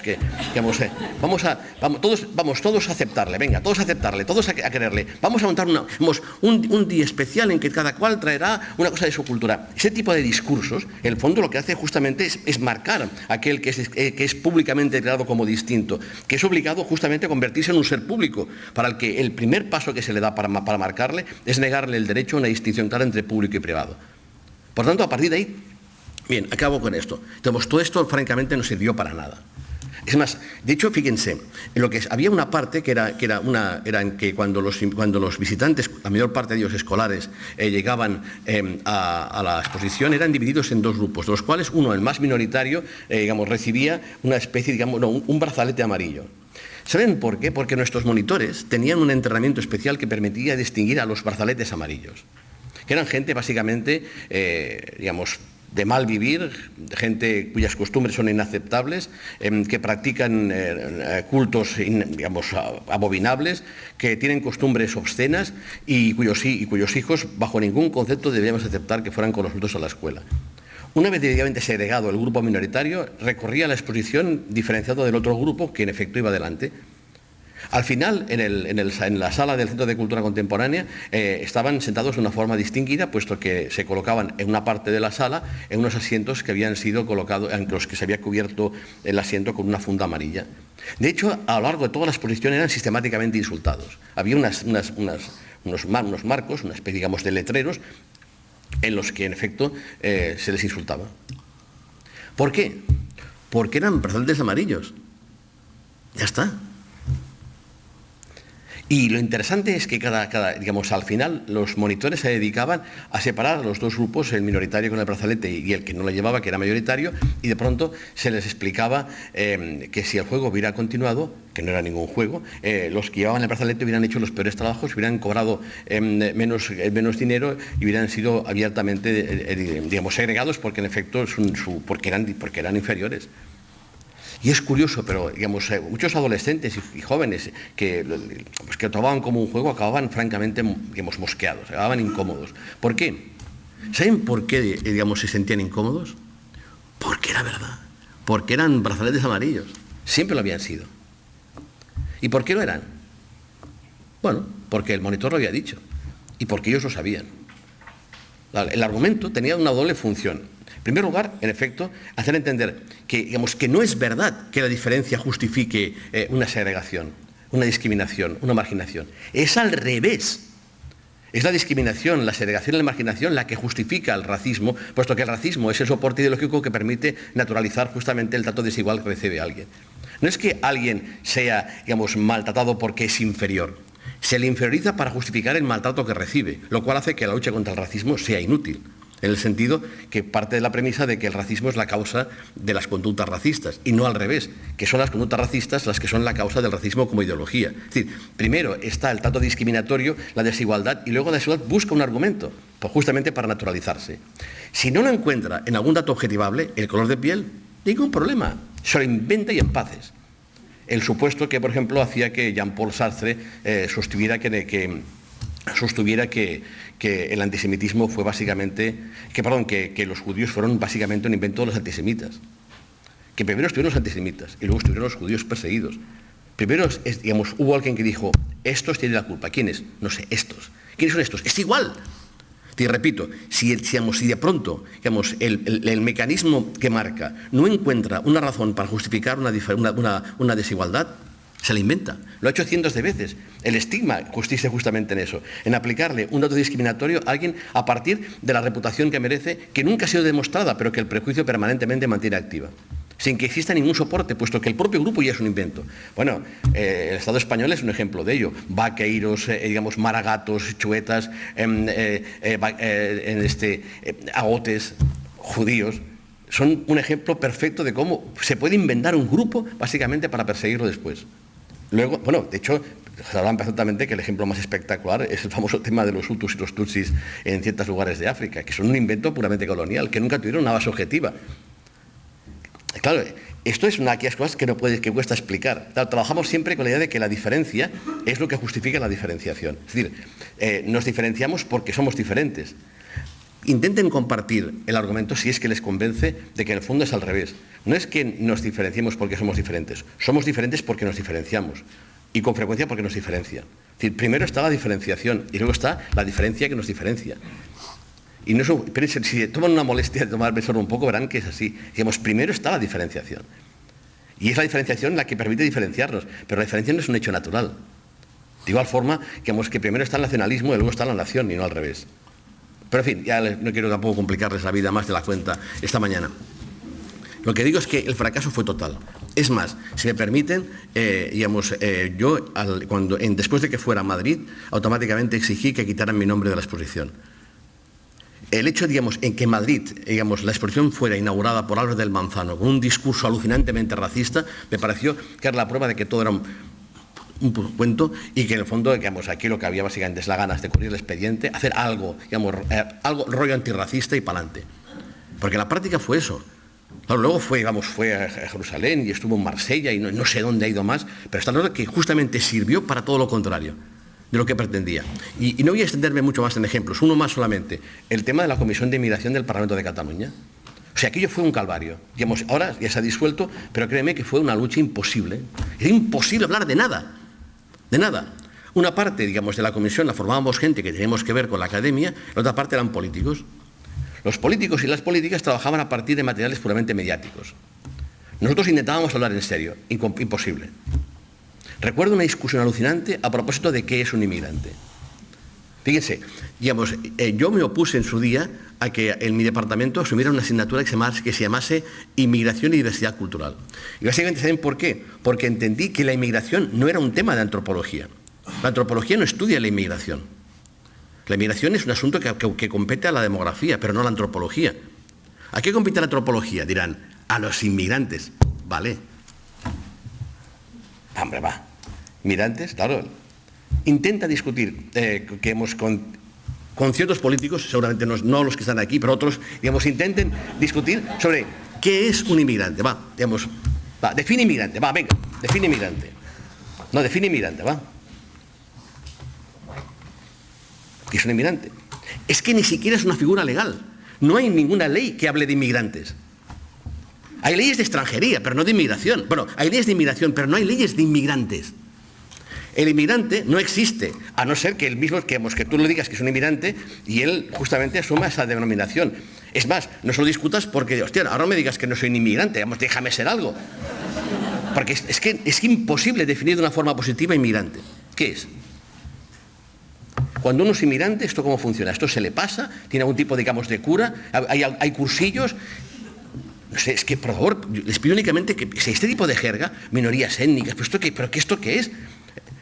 O sea, el otro día una chica de clase me decía que quería hacer un trabajo sobre inmigrantes italianos en Barcelona. Y digo, y no hay inmigrantes italianos en Barcelona. Un italiano no es un inmigrante. Un italiano es un italiano. Un inmigrante, el italiano es un desgraciado que vive en la miseria y que tiene un trabajo que no tiene trabajo y que está... ¿Eso es un inmigrante? Pues si no es así, entonces no es un inmigrante. Inmigrante no es una clasificación, ni política, es una clasificación de pura miseria.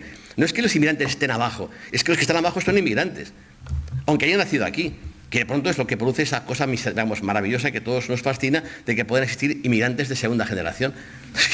No sé, es que ni siquiera es serio. No bromeo, ¿cómo se puede ser inmigrante de tercera generación? ¿Cómo se puede haber nacido inmigrante? A no ser que se entienda que inmigración es una denominación de origen, que sirve básicamente para definir a una cierta capa de la población cuya característica es la situación de vulnerabilidad en que se encuentra. Claro, yo soy hijo de inmigrantes, bueno, ahora ya no. Mis padres ya no son inmigrantes porque han venido otros que ahora son más inmigrantes que ellos. Claro, inmigrante es lo que llama un inmigrante, otro que llega después que él. Es que es toda la vida así, pero es una categoría puramente política, es pura ideología, no responde a una realidad. Existe la inmigración, pero el inmigrante básicamente es un tipo particular de extranjero, o no, puesto que puedes definir, por ejemplo, que en el norte de Italia los que vienen del sur son inmigrantes. Es decir, inmigrante es a quien a ti te dé la gana, porque el fondo es puramente arbitrario y no apenas si es capaz de disimular su naturaleza puramente ideológica, que sirve para definir en efecto... Claro, en el Parlamento la lucha era por distinguir inmigrante de extranjero, Les decíamos, un extranjero es alguien que puede ser definido a partir de una situación legal.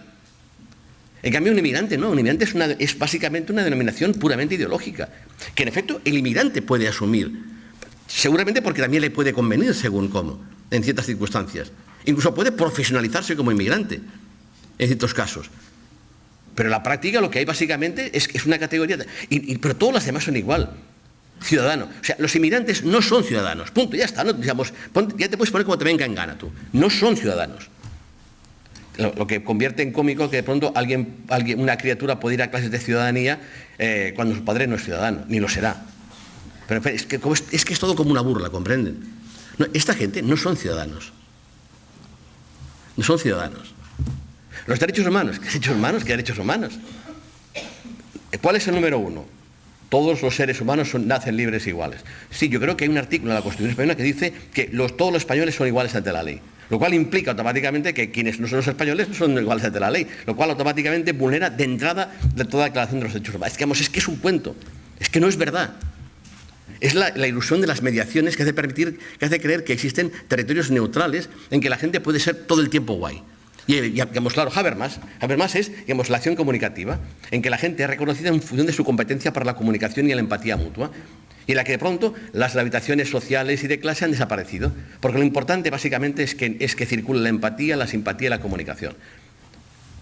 Entonces, yo, digamos, como pueden ver, finalmente no he cubierto mi expectativa de reprimir lo que pensaba, porque cada vez es peor. Finalmente, lo que ocurrió en el Parlamento fue lo siguiente. Prácticamente antes de que se aprobara una declaración de la que yo había sido el redactor y que era un canto a la ciudadanía universal, me encontré con la realidad misma. Me acuerdo perfectamente, 16 de agosto de 2001. Yo volvimos del médico, tal, era la media tarde, Plaza Tetuán, veo que hay policía, tal, y digo, hostia, eso tiene que ver con la gente que está acampada aquí abajo, los inmigrantes que habían sacado de Plaza Cataluña y que habían lo menos 200 acampados en la Plaza André Malraux. Y ya verás, estos van a por ellos, está clarísimo. Además, fíjese, fui a avisar a la gente que había allí de que me parecía, de que estaban preparando algo. Me decían, es imposible, porque nuestros representantes están dialogando en este momento en la delegación del gobierno. Dije, bueno, no obstante, la cosa, pues, estaban un poco en guardia.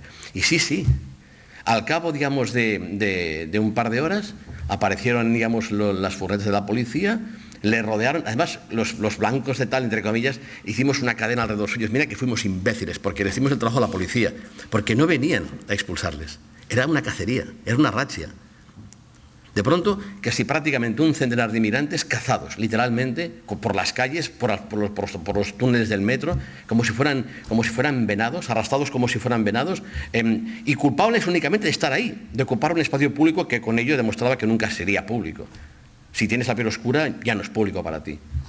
Entonces, claro, de pronto me encontraba que las mismas instancias políticas que habían aprobado una declaración que yo había escrito y que lo habían hecho de una forma solemne y magnificente para que se quedara claro que estaban en favor, digamos, de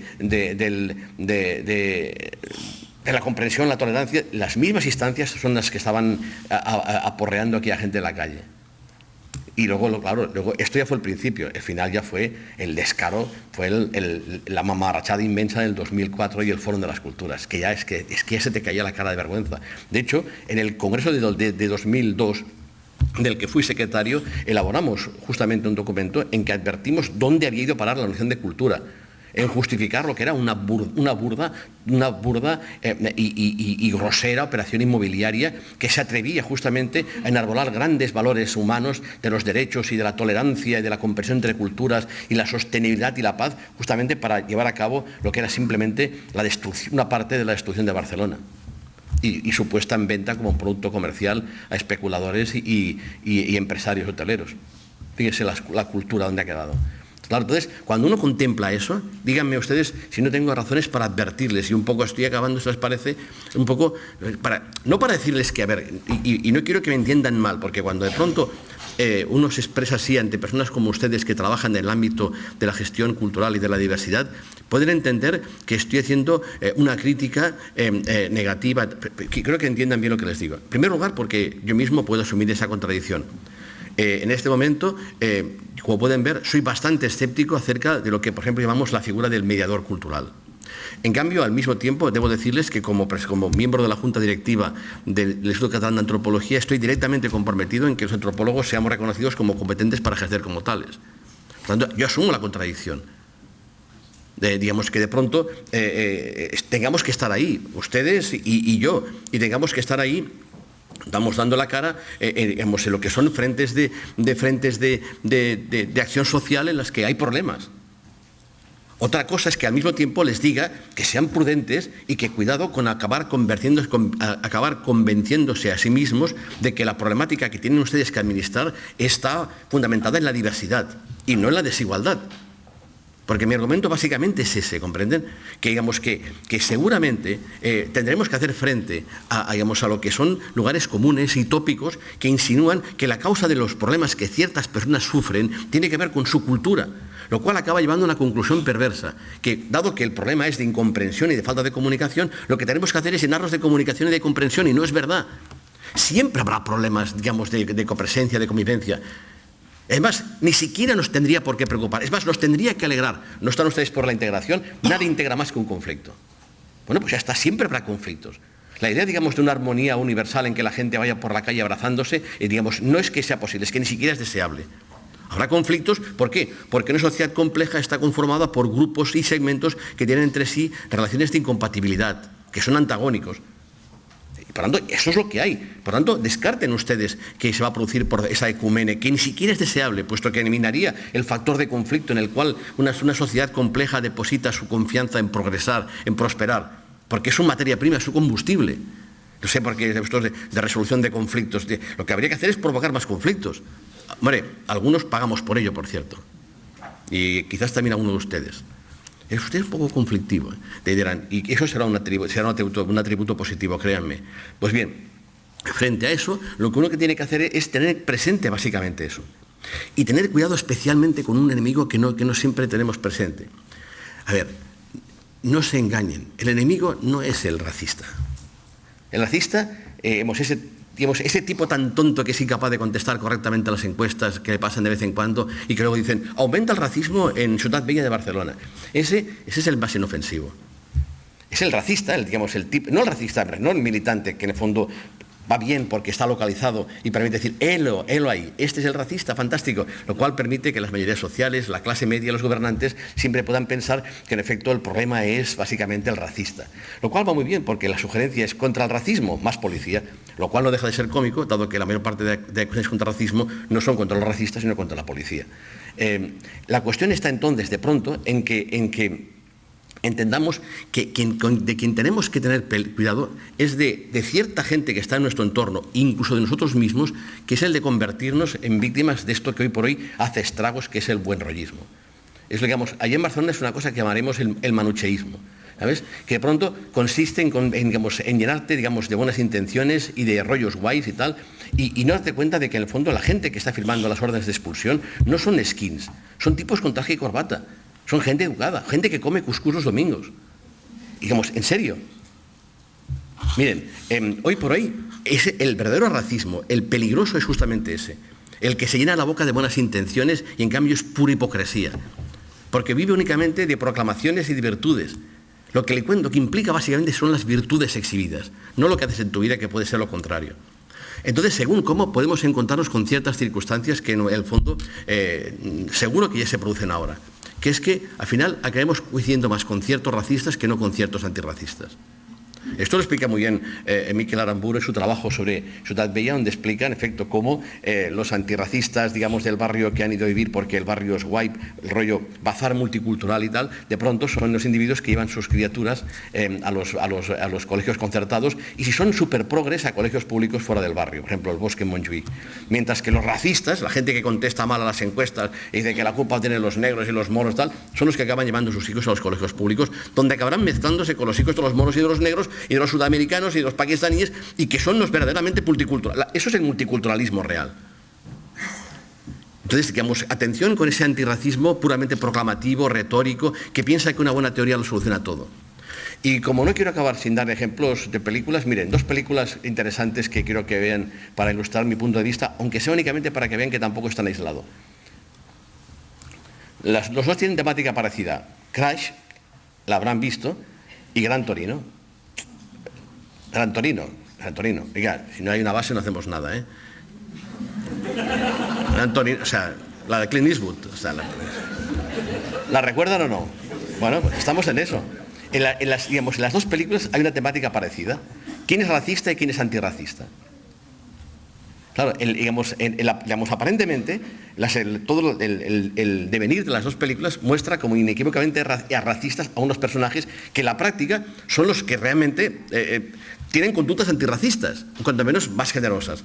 El policía racista es el que salva a la negra, mientras que el policía antirracista es el que mata al negro, en el Crash. Y cuando Gran Torino, que parece genial al respecto, ya saben, el personaje, digamos, de Clint Eastwood es el de un racista que está todo el día ciscándose en los chinos que tiene al lado. Pero a la hora de la verdad, quien da la cara es él. ¿Por qué? Por lo que dice mucho buen racista, digamos, cotidiano, que los negros tal, bueno, menos mis vecinos, que no son mala gente, mira, al final quizás sea este el héroe. Y no la gente de clase media bien pensante, que en el fondo lo que hace, y repito, es cultivar las virtudes de la ciudadanía, que lo que hace básicamente es saber internarse para mantener una conversación adecuada después de comer y cenar y nunca apartarse de la línea del lenguaje correctamente elaborado. Al respecto, y para acabar únicamente les pido que elijan ustedes entre aquellos que piensan lo que dicen o aquellos que dicen lo que piensan. Y por supuesto que si tengo que elegir, sospecho que ustedes también, yo siempre me fiaré mucho más de la gente que dice lo que piensa que no de la gente que piensa lo que dice. Muchas gracias por su atención.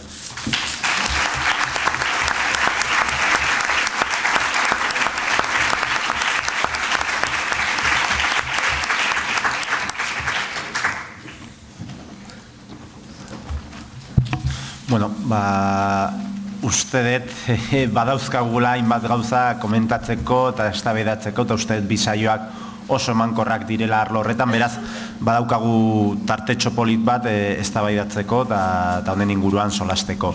Comentaba que creo que tenemos materia prima para debatir y para comentar muchos aspectos que han salido en las 2 ponencias y que tenemos un ratito para ello, así que pues tenemos micrófonos para que así se pueda grabar, vamos haciendo comentarios, preguntas, lo que estiméis más adecuado.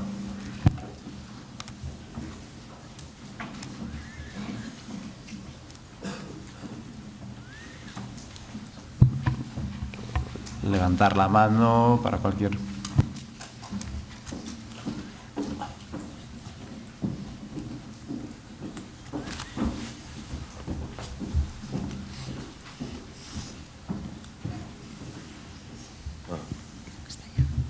Hola. Pues tenía una pregunta para Manuel Delgado y que es con respecto a una cuestión que me parecía interesante, que planteaba, que es que por un lado lo desconocido nos atrae, pero por otro lado parece que en cada uno de nosotros hay un miedo al otro. O, no sé, no me ha quedado muy claro eso. Comentaba como que lo desconocido nos atrae, es cierto, pero por otro lado como que el otro, cuanto más lejos, mejor. En primer lugar, la cuestión del otro, de esto. A ver, el otro. O sea, ¿quién es el otro?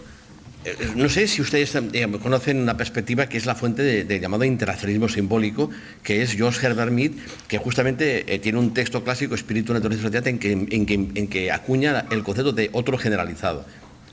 La idea de self, por ejemplo, en ciencias sociales se emplea para definir el tipo de perspectiva que cada cual tiene tal y como se concibe en tanto que objeto. Es decir, yo soy básicamente el otro de mí mismo, puesto que permanentemente me estoy contemplando tal y como los demás me contemplan.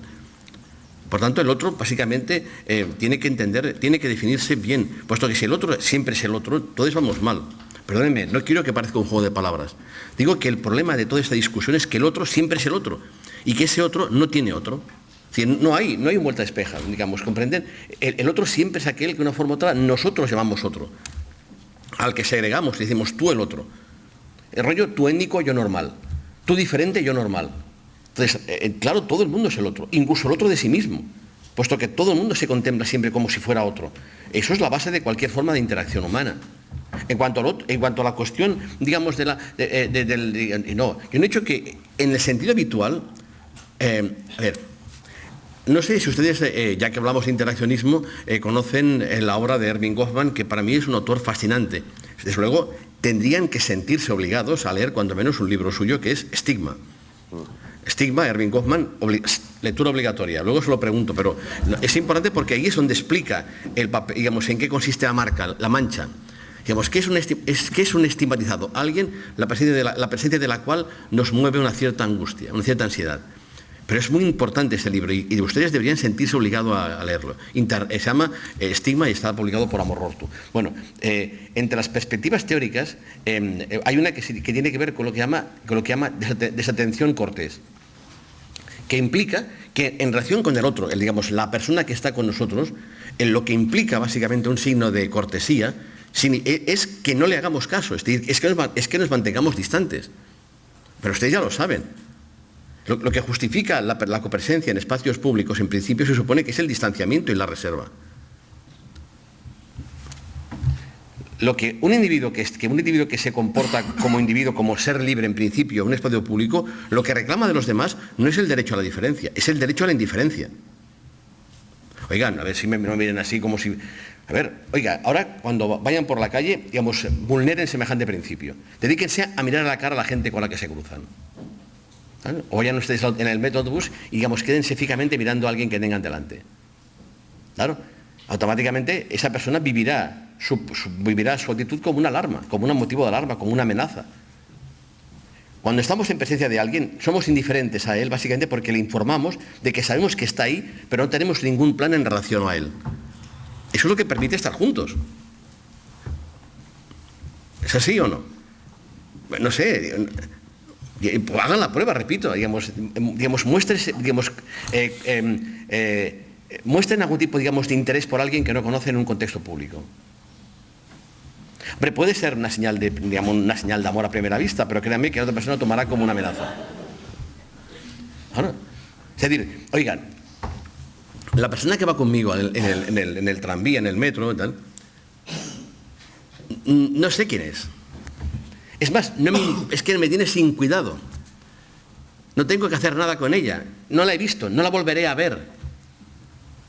No tengo ningún tipo de intención en relación con ella. No quiero que me explique nada. Quiero que pase de mí porque yo paso de ella. ¿Por qué? Porque de una forma u otra entiendo que lo que permite que estemos juntos no es quién es, sino qué es lo que le pasa.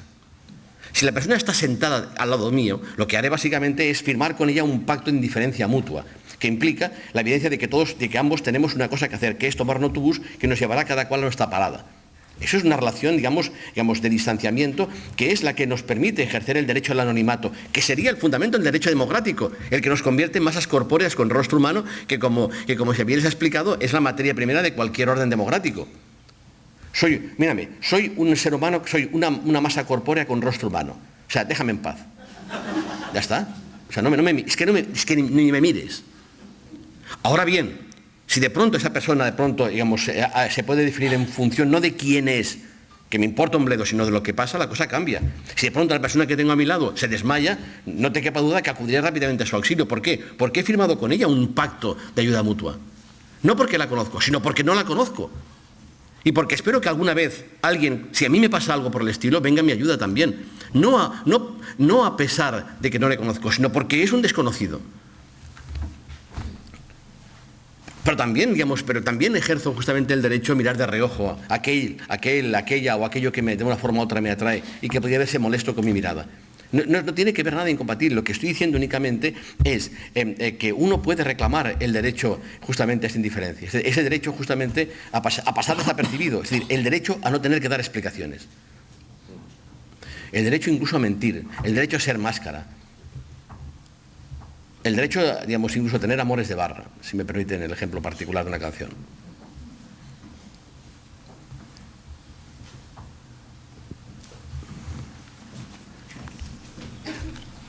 Si hay igual, que nos vamos animando, siempre lo difícil es la primera, igual hacemos bloques de 2-3 preguntas y vamos, está por aquí, Fernando también, Manu, Bueno, pues hacemos estos tres. Yo quería comentarle a Manuel Delgado una cosita que me pasa. Mis mejores amigos son de origen magrebí, no sé, argelinos, marroquíes. Yo nunca pienso si son argelinos, marroquíes o no sé, nunca me da igual, nunca lo tengo en la cabeza, pero curiosamente ellos todos los días, un día sí y otro también, me lo recuerdan, o sea, constantemente me están recordando, y al final casi siempre acabamos discutiendo, entre comillas, me hacen recordar de que son inmigrantes y se asombran de que yo no lo tenga en mente, o sea, todos los días me están recordando que son inmigrantes y que por qué yo no tengo en cuenta de que son inmigrantes. Entonces al final para mí es un poco como frustrante, o sea, que ellos tengan ese pensamiento que yo no tengo, y ellos no entienden por qué yo no lo tengo. Entonces quería saber un poquito... Sí, soy inmigrante. Ahora, lo único que me dejas ser y no me dejas que lo sea. Claro, es como los indios. Como indios nos oprimieron, como indios nos liberaremos. Claro, o sea, yo tengo amigos, digamos, que no son gays, que son maricones. Son maricones de mierda. Dice, yo soy maricón, tú no soy gay, ¿vale? Yo soy maricón. O sea, me han jodido como maricón. Pues mira, ahora me han convencido, tú ahora soy maricón. Claro, a ver, joder, la identidad de cada cual, no la suya, sino la de cualquiera, no es sino justamente posicional. Tiene que ver con el lugar que ocupamos en relación con los demás, puesto que no podemos ser lo que somos, sino como la relación con los demás. En ese sentido, si las personas con las que tú estás entienden que les conviene, les interesa reclamar la identidad que alguien les atribuye, pero que tú les niegas, automáticamente no juegan ese juego. Porque dicen, oye, digamos, en el fondo, digamos, es cierto que me putean como inmigrante, pero en el fondo las ventajas que puedo obtener también las obtendré como inmigrante. Por tanto, acabo tematizándome a mí mismo. Ahora, digamos, sígueles, sígueles el día que vayan a poner una quiniela. Y verás cómo le dicen al tío, dígame, mire, le traigo la quiniela porque yo soy inmigrante, no sé si usted se ha fijado. Es absurdo. Digamos, el inmigrante no es ante ti, porque tú tienes con él una relación una relación que es justamente la que viene dada porque él es inmigrante. Pero la persona que les vende una baguette en la panadería, digamos, créeme que no ejercen como inmigrantes, ejercen como un tipo que va a comprar una baguette a la panadería. Digamos, yo soy básicamente lo que soy en función de lo que tú estás viendo en mí ahora, puesto que lo que cuenta, la esencia de lo que somos, no está en ti ni en mí, está en nuestra relación. Claro, yo no puedo ser más lo que tú ahora, digamos, lo que te hace que me enganches a mí a una aguja en un taxón clasificatorio que dice, tú eres un antropólogo que habla en público. Pero soy más cosas, algunas de ellas inconfesables seguramente. Y es en otros contextos que me defino como otro en relación con otros. Digamos, esos tipos están negociando. Asumen básicamente un papel. Son básicamente personajes. Incluso personajes que pueden darte a entender que en el fondo no hay actor. Que es una sospecha que todos deberíamos tener. Claro, porque tú, claro, ¿qué eres para ellos? Eso también es la cuestión. ¿Cómo te defines en relación con ellos? ¿Por qué les hablas? ¿Qué tienes que ver con ellos? Contéstate y te darás cuenta de por qué ellos justamente asumen el papel que tú les asignas. Claro, si no somos inmigrantes, ¿qué cojones haces aquí?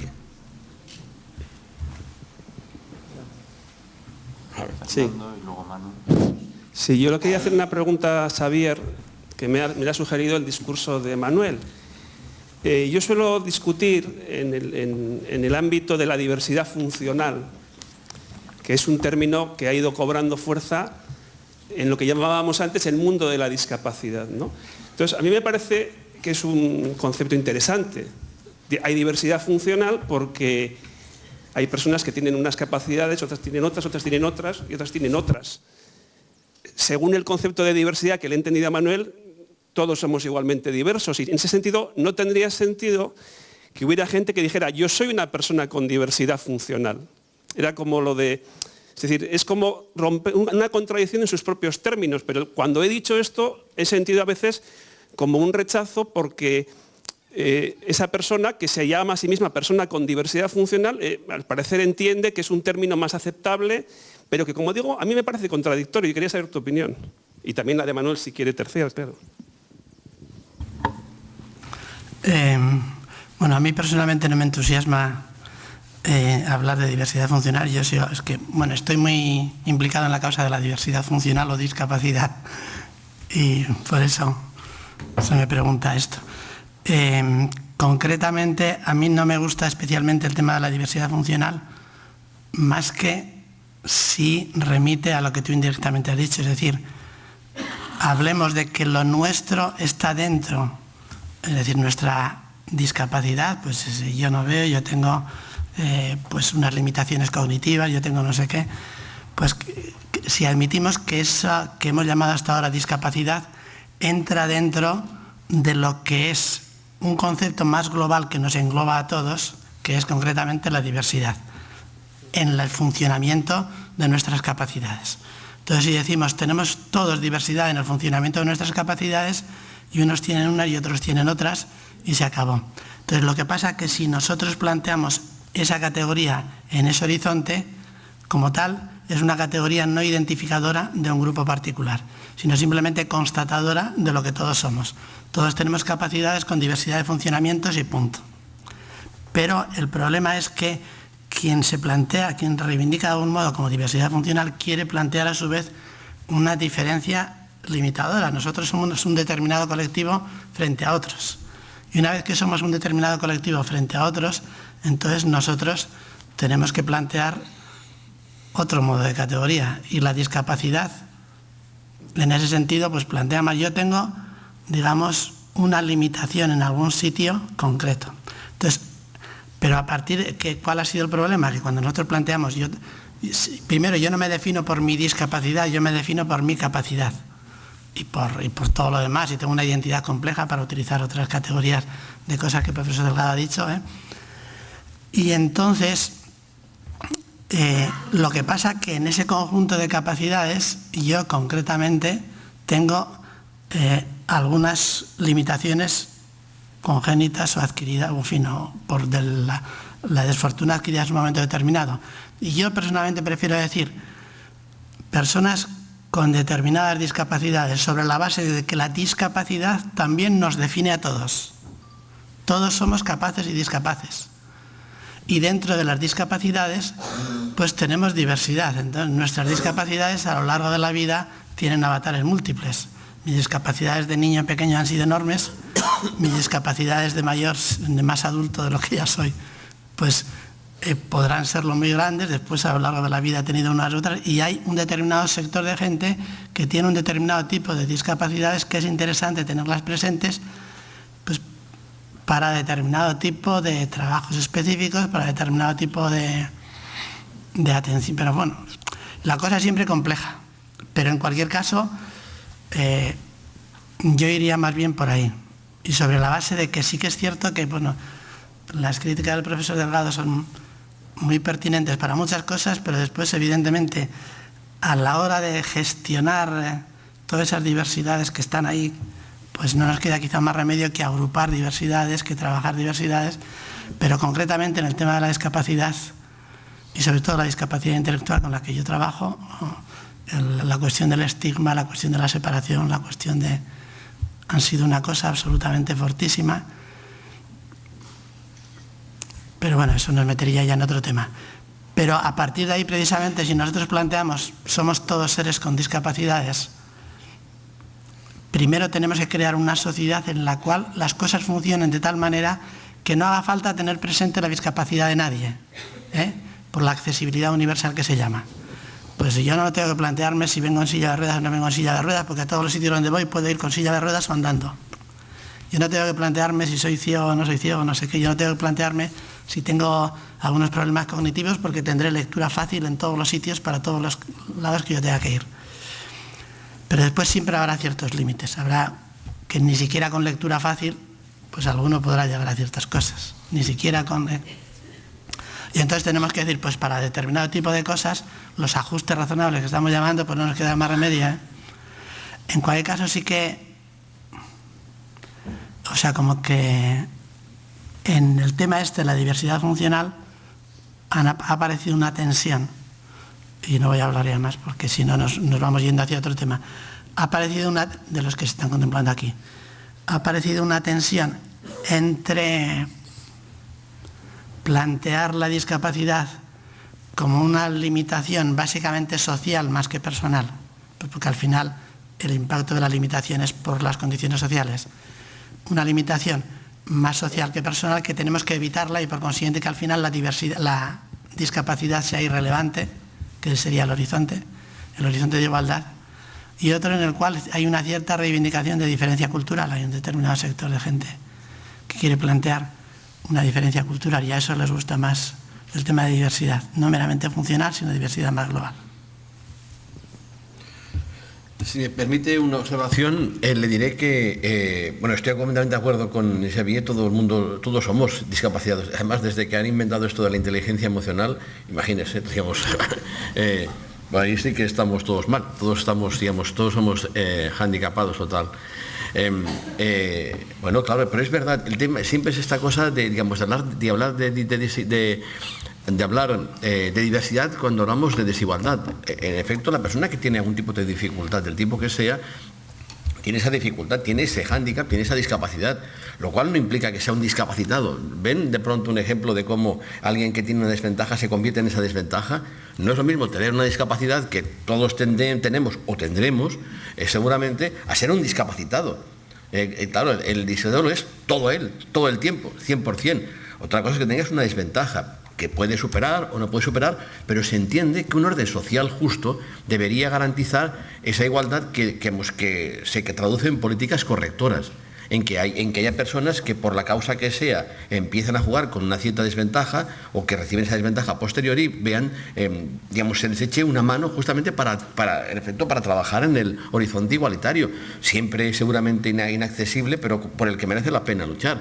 En eso consiste, pues no sé, pues dar una beca a alguien que la necesita, porque se entiende que vivimos en una sociedad injusta con un régimen político justo. La sociedad es injusta porque es capitalista, pero el orden teóricamente debería ser justo porque es democrático.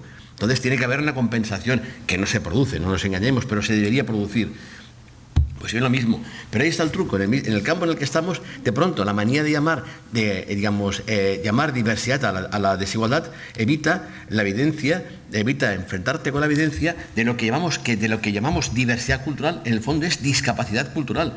Y que lo que hace es colocar, por ejemplo, en el campo escolar y en otros, una figura nueva, que es la figura del discapacitado cultural, que es alguien que oiga, toda esta historia, no lo entienden, funciona como una especie, digamos, de película que lleva a un tipo de argumentación global, que es, vivimos en una sociedad justa, en que todo el mundo debería ser igual, pero no todo el mundo puede ser igual porque algunos son muy diferentes.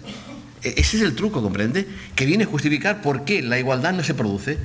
No hay igualdad porque es que con ellos no se puede, porque son tan diferentes por la razón que sea, que de manera que ese principio de igualdad no se puede cumplir con ellos. Por tanto, la escuela no puede ser igual para todos, la sanidad no puede ser igual para todos, la vivienda no puede ser igual para todos por causa de la diferencia que algunos de una forma arrastran y que no es una diferencia, sino que es una discapacidad. Si es que está bien pensado, hay que reconocerlo.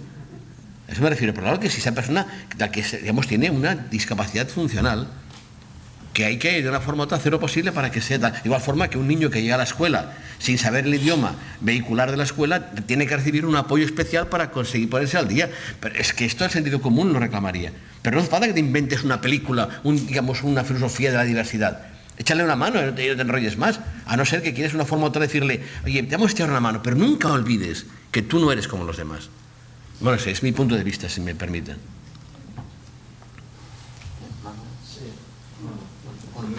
Ese es el micrófono ahí, que no hay todo. Sí. Bueno, para Manuel Delgado voy a intentar decir lo que pienso, siguiendo su recomendación. Obviamente la ciencia social o la ciencia cultural, la antropología, tiene una función y un efecto social que con el tiempo pues, se forma parte del bagaje cultural de las sociedades, ¿no? Las sociedades piensan, usted ha dado ejemplo de cómo se piensa en el conocimiento científico, ha dado ejemplos, ¿no? Pero ¿cómo piensan las sociedades? Si podemos pensar, usar el ejemplo de Durkheim, que analizó el pensamiento religioso de los aborígenes, ¿no? Y yo creo que si tenemos en cuenta cómo piensan las sociedades, quizás nos podemos dar cuenta que la función que tienen las ciencias sociales o culturales en la sociedad pues no es fácil. Entonces, si me remito a la antropología aplicada del seminario de la Autónoma, ¿no? Pues obviamente, y los ejemplos que ha puesto de la relación con la Comisión de la Inmigración, obviamente, pues son dos ámbitos, dos espectros muy diferentes, ¿no? Pero yo no sé hasta qué punto su discurso antropológico, no sé si es posmoderno o qué, o si realmente es pedagógicamente adecuado, porque denota una ambivalencia que nos acercaría a una visión liberal de la diversidad, como nos ha planteado el profesor Echevarría. Quizás es exagerada o demasiado liberal en el sentido originario de aislar, o eliminar o difuminar la dimensión social del individuo, tanto en la ciudad como en un ambiente que no sea urbano. Entonces tengo mis dudas sobre la capacidad pedagógica del nuevo discurso o del discurso antropológico que nos has indicado aquí. Y luego para el profesor Echevarría tengo una pregunta, pero yo no sé si es adecuada para el foro este. Actualmente cuando se trata la relación entre los derechos humanos y la diversidad en general, algunos autores están intentando actualizar el derecho natural, pensando que si los derechos humanos tuvieran una formulación un poco en la democracia hipócrita, bueno, especialmente hipócrita de la Ilustración occidental, quizás el derecho natural pueda servir para ampliar o actualizar los derechos humanos en la actualidad. Pero bueno, si es una pregunta que se aleja del tema de la inmigración, pues me la comenta luego.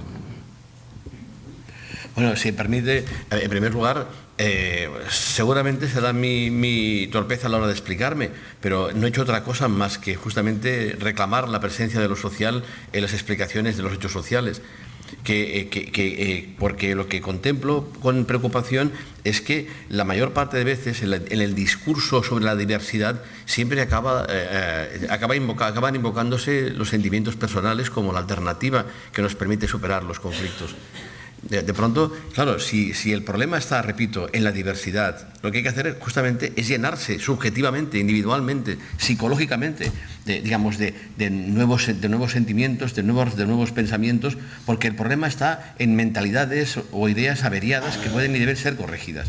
Justamente eso es contra lo que estoy reclamando, es que se entienda que las problemáticas de las que hablamos tienen una dimensión social, de las que el individuo sería en todo caso una terminal, pero ni mucho menos la explicación última. Y por supuesto que la solución, o cuando menos el atemperamiento de estas problemáticas no puede ser más que social. Ahora bien, eso es justamente lo que también me implica mi hostilidad hacia, por ejemplo, la educación hacia la ciudadanía, y en realidad todas las campañas pedagógicas en torno al elogio de la diversidad, que en el fondo acaban dando a entender a los educandos que la solución está en ellos, que la solución está en las ideas que tienen, que no son las que deberían ser, y que acaba creando justamente gente virtuosa, acaba creando ciudadanos virtuosos que entienden que la solución de los problemas sociales ha de ser virtudes personales. Oigan, quiero que me entiendan bien porque esto es importante. No es que yo piense que la educación en valores, en ciudadanía o la educación antirracista no sirve. Es que no sirve. Es que no ha funcionado nunca. Porque trabaja de una forma perversa, en el sentido que les decía, acaba sugiriendo que la culpa del racismo la tienen los racistas. Con lo cual se llega a una lógica racista, que es pensar que la eliminación de los racistas acabaría con el racismo. No sé si pillan el matiz. Claro, si tú educas es decir, no sé, es el triunfo del idealismo, del peor idealismo, que es convencer a la gente de que el problema consiste en eso, y que la cuestión está en que las personas actúan en función de sus ideas, que es lo que tienen en la cabeza, lo que les hace actuar de una forma u otra, lo cual en efecto demuestra que 100 y pico años de marxismo no ha servido absolutamente para nada. Porque de pronto las explicaciones materiales que tienen que ver con condiciones objetivas y estructuradas de vida social prácticamente ya ni se contemplan, ya no existen. Creo que las clases sociales ya han desaparecido, lo cual debería tranquilizarnos a todos. Y por supuesto su lucha. Entonces, claro, como todo tiene que ver con los sentimientos personales y es en cada individuo donde hay que empezar a buscar la lucha por el bien, acaba convirtiéndonos en gente virtuosa. Miren, el discurso de la tolerancia, en el fondo, responde exactamente a los mismos parámetros que repugnaban a Nietzsche cuando escribió justamente el Anticristo. Cuando de pronto señaló equivalentes a lo que entonces eran las ONGs, para decir hasta qué punto esa especie, digamos, de babosidad cristianoide vivía de la miseria y de la cochambre, la necesitaba. porque exigía permanentemente verse reforzada en su exhibicionismo de la pura bondad.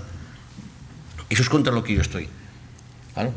Cuando de pronto a los que protestábamos contra el fórum nos preguntaban, ¿pero es que estáis contra la tolerancia? ¿Es que estáis contra el diálogo?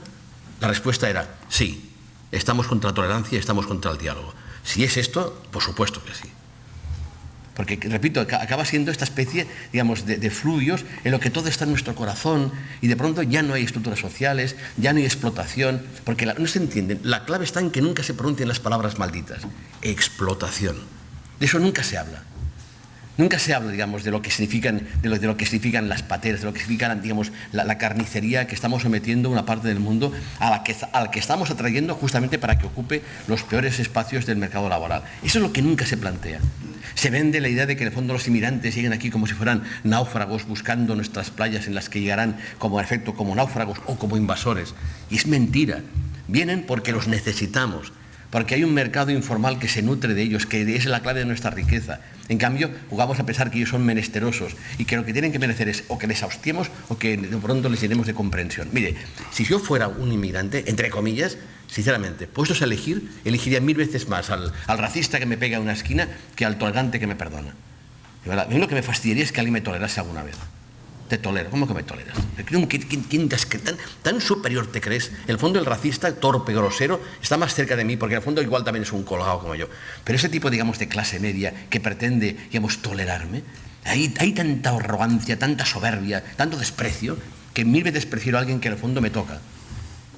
Entonces lo que le digo es únicamente es eso. Y por supuesto, que digamos que, aunque acabo de mencionar a Marx, si hay alguien de que me siento cerca es de la herencia teórica, incluso moral de Durkheim, que en efecto entendió que los hechos sociales solamente pueden explicarse socialmente y que los hechos sociales, por tanto, solamente se pueden corregir o aliviar socialmente.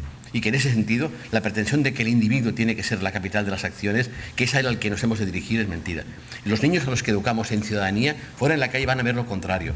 Lo que les educa es básicamente es a ser buenos. Y son las nuevas formas de sumisión en el fondo. Lo que hay son las formas nuevas de sumisión, que te hacen entender que has de llenar tu corazón, digamos, repito, tu corazón de amor, de comprensión, de buenos sentimientos, de buenas vibraciones, digamos, y de pronto cubrir con tu cuota de buen rollismo y tal, y de pronto el mundo podrá continuar existiendo como existe, que es hecho todo él de desigualdad, de miseria y de explotación. Pero tú llegarás a casa siempre, digamos, con buena conciencia. Lo que ocurre es que es difícil, claro, proclamar la importancia de hacer una cierta educación en pasiones, por ahí, no sé, digamos, no tiene salida. Yo escribí una cosa en cuadros de pedagogía por una educación en pasiones, pero no sé si tuvo algún tipo de eco.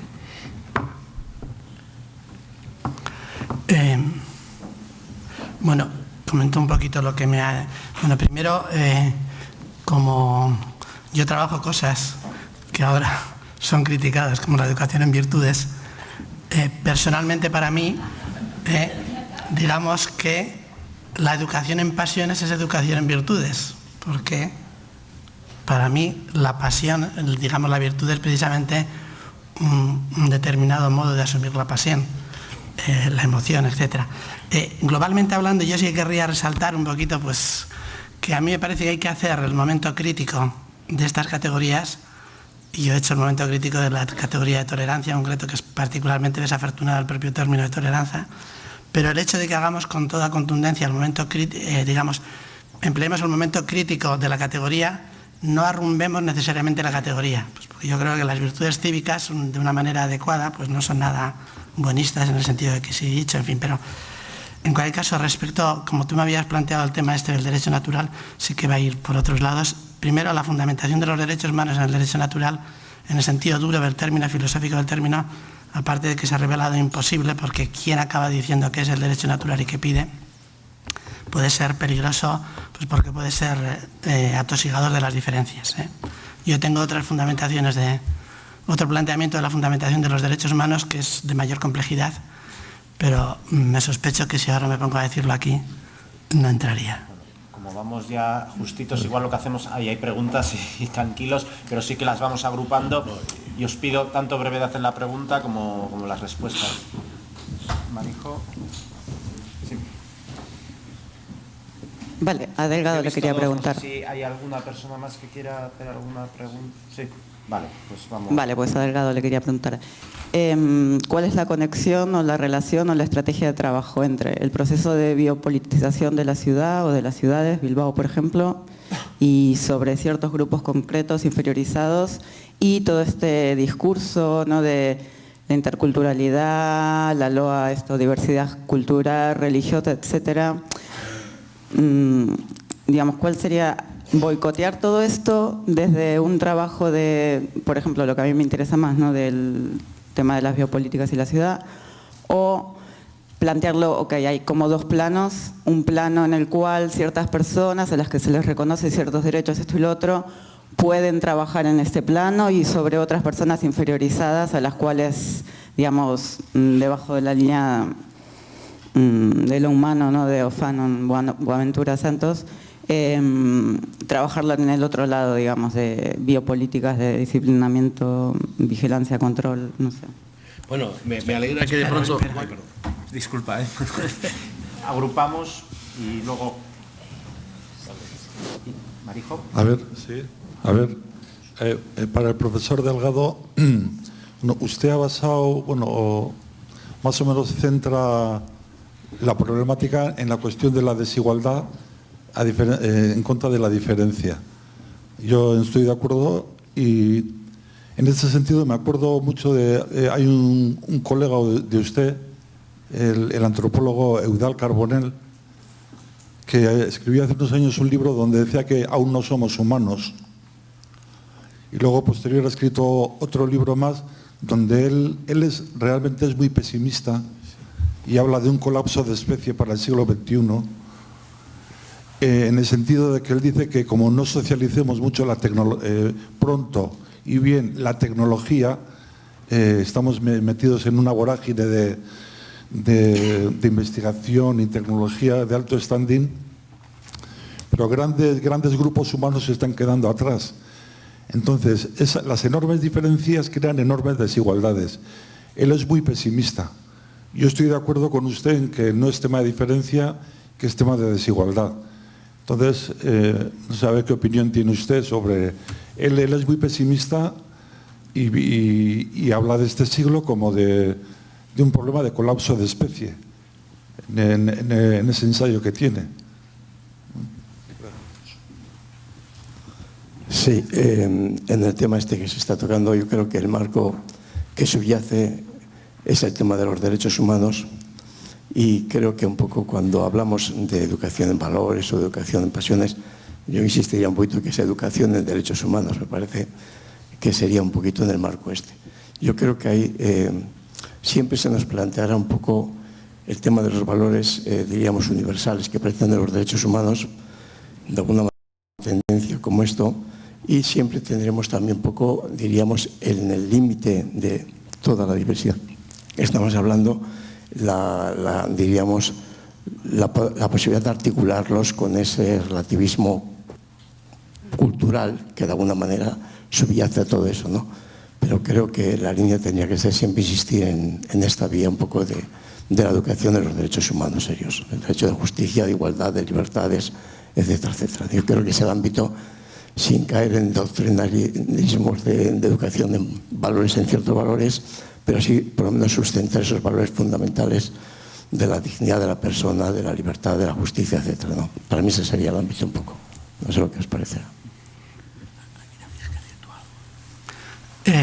Bueno, comento yo un poquito a partir de la intervención de Josu y después le dejo al profesor Delgado. Y yo sí que creo que la referencia cívica compartida para la educación tienen que ser los derechos humanos. Los derechos humanos en su interdependencia e indivisibilidad, y los derechos humanos también abiertos a la diferencia. Y en ese sentido yo creo que la tensión igualdad-diferencia va a seguir manteniéndose. Para mí es muy importante tener presente que hay gente que reivindica su diferencia colectiva a nuestro pesar. No es tanto que yo me monte qué diferencia él tiene, sino que yo me tope con que el otro, inferiorizado, además de querer su igualdad, quiere su diferencia frente a mí, a mi pesar. Y yo he tenido esa experiencia concretamente con los pueblos indígenas. Y a partir de ahí la idea es decir, la complejidad está, y la complejidad nos va a forzar a articular igualdad y diversidad. Bueno, yo entiendo que eso es fundamental y de hecho es el viejo lema racista, todos iguales, todos diferentes. En cierta manera es ser diferente lo que nos permite ser iguales, puesto que alguien solamente puede ser igual a otro en tanto que reconocido, en tanto que sujeto. Por tanto, no son términos incompatibles. Y en cuanto a esto de los derechos humanos, claro, el problema está en lo de siempre. Este tipo de valores abstractos, de tipo tan genérico, pueden servir para esto y para todo lo contrario. Claro que, bueno, hay que recordar que los derechos humanos tienen un defecto de partida que está en su origen mismo y que los convierte en cuestionables como valores universales, que nace de la propia Revolución Francesa y de la Declaración de los Derechos del Hombre y del Ciudadano, lo cual automáticamente sugiere que los hombres, no todos, son ciudadanos. Y esa división ya de por sí marca justamente lo que antes se decía en relación a que la Constitución española es incompatible con la Declaración Universal de los Derechos Humanos, puesto que establece derechos de ciudadanía a los que no todo el mundo tiene derecho. Por tanto, se rompe la baraja por ahí. Pero aparte de eso, está el tema de que de los derechos humanos no se engañen. Hoy por hoy están siendo empleados desde argumentos absolutamente imperialistas. Hoy por hoy las intervenciones, por ejemplo, de Estados Unidos en el mundo entero, por ejemplo, en el caso de Irak, se llevan a cabo justamente para preservar los derechos humanos. Cuando uno, por ejemplo, escucha ciertas emisoras de radio que están prácticamente ya en la ultraderecha en el Estado español, permanentemente, y en relación con el Islam, se invocan los derechos humanos. Entonces, claro, compréndame que la advierta acerca de que un concepto, un valor, un principio de orden abstracto y universal solamente vale en función de quién lo use y para qué lo usa. Yo estoy seguro que Xavier y usted lo van a hacer en el mejor sentido emancipador, igualitarista, pero créanme que en tanto son tan abstractos pueden servir para cualquier cosa. Aparte que eso nos descoloca a algunos. Claro, hay pues aspectos de los derechos humanos con los que no estoy de acuerdo. Y que creo que no son justos. Por ejemplo, el derecho a la propiedad privada. Entonces es curioso porque ser de izquierdas automáticamente te impide ser, o sea, una de dos, o eres de izquierdas o estás a favor de los derechos humanos. Porque en efecto, claro, si eres de izquierdas lo que tú cuestionas directamente es el derecho a la propiedad cuando menos, de ciertos medios de producción. Entonces, claro, no sé qué quiere usted que le diga. Pero escuche, perdón, un ejemplo práctico. A ver, ejemplo, en un contexto, digamos, de enfrentamiento político, yo automáticamente me pongo del lado de Xavier y seguramente suyo a la hora de defender los derechos de ciudadanía. En el fondo, el argumento del derecho a la indiferencia es básicamente el argumento del derecho a la ciudadanía universal. Lo que ocurre es que cuando, por ejemplo, para que vea un ejemplo práctico, hablando de indígenas, tú te vas, por ejemplo, a Chiapas, y me acuerdo que San Cristóbal, en un contexto distinto a este, en la que yo defendería esto, reclamando que el sistema se convierta en lo que dice ser, ahí, de pronto, defiendo los derechos de ciudadanía y quedo como un priista.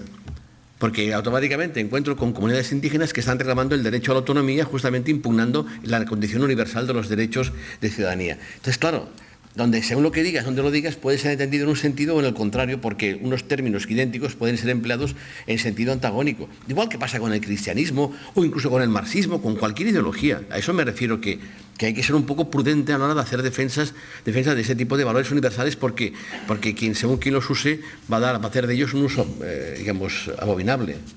¿No? Digo yo.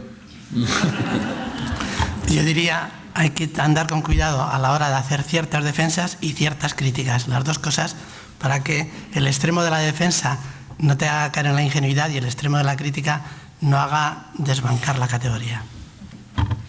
Bueno, solamente una referencia teórica.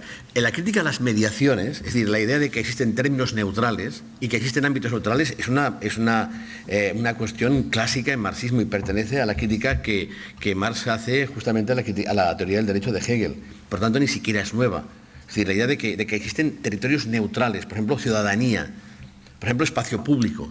Claro, si me permiten la autorreferencia, lo que he publicado es un libro que se llama El espacio público como ideología, para advertir de que la ilusión de que existe un espacio público no puede ser más que una ficción, porque trabaja a partir del supuesto de que en efecto hay burbujas, que suponen una especie, de tregua en los conflictos y los antagonismos. Eso no existe, más que como una ilusión que te puede hacer creer que en algún sitio somos iguales.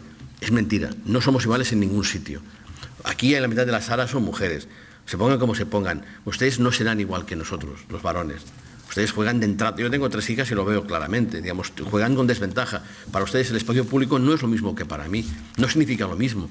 Para ustedes la idea de ciudadanía no significa, porque ustedes son ciudadanas de una forma diferente. Y algunos, quizás de los que están aquí, ni siquiera son ciudadanos. Por lo tanto, digo que son ficciones que pueden servir básicamente para hacer creer que el orden social en el que estamos, que se pretende justo, lo sea. Y en cuanto a esto de la biopolítica y esto, usted supongo, lo habrá visto venir, porque en el fondo mucho de lo que he dicho tiene que ver con la convicción de que en lo que es hoy por hoy, lo que es hoy por hoy la voluntad, poco menos que omniabarcativa de control social, los inmigrantes son justamente la punta de lanza. Hoy por hoy son ellos quienes encarnan mejor que nadie las vulnerabilidades, las fragilidades de lo que sería el nuevo proletariado postfordista. Y por tanto, con toda la razón, hablamos de ellos. Fíjate, no están integrados, pero en cambio son los reyes, son prácticamente quienes colocamos en el centro de las discusiones. Porque no se dan cuenta, por favor, porque su valor es esencialmente simbólico.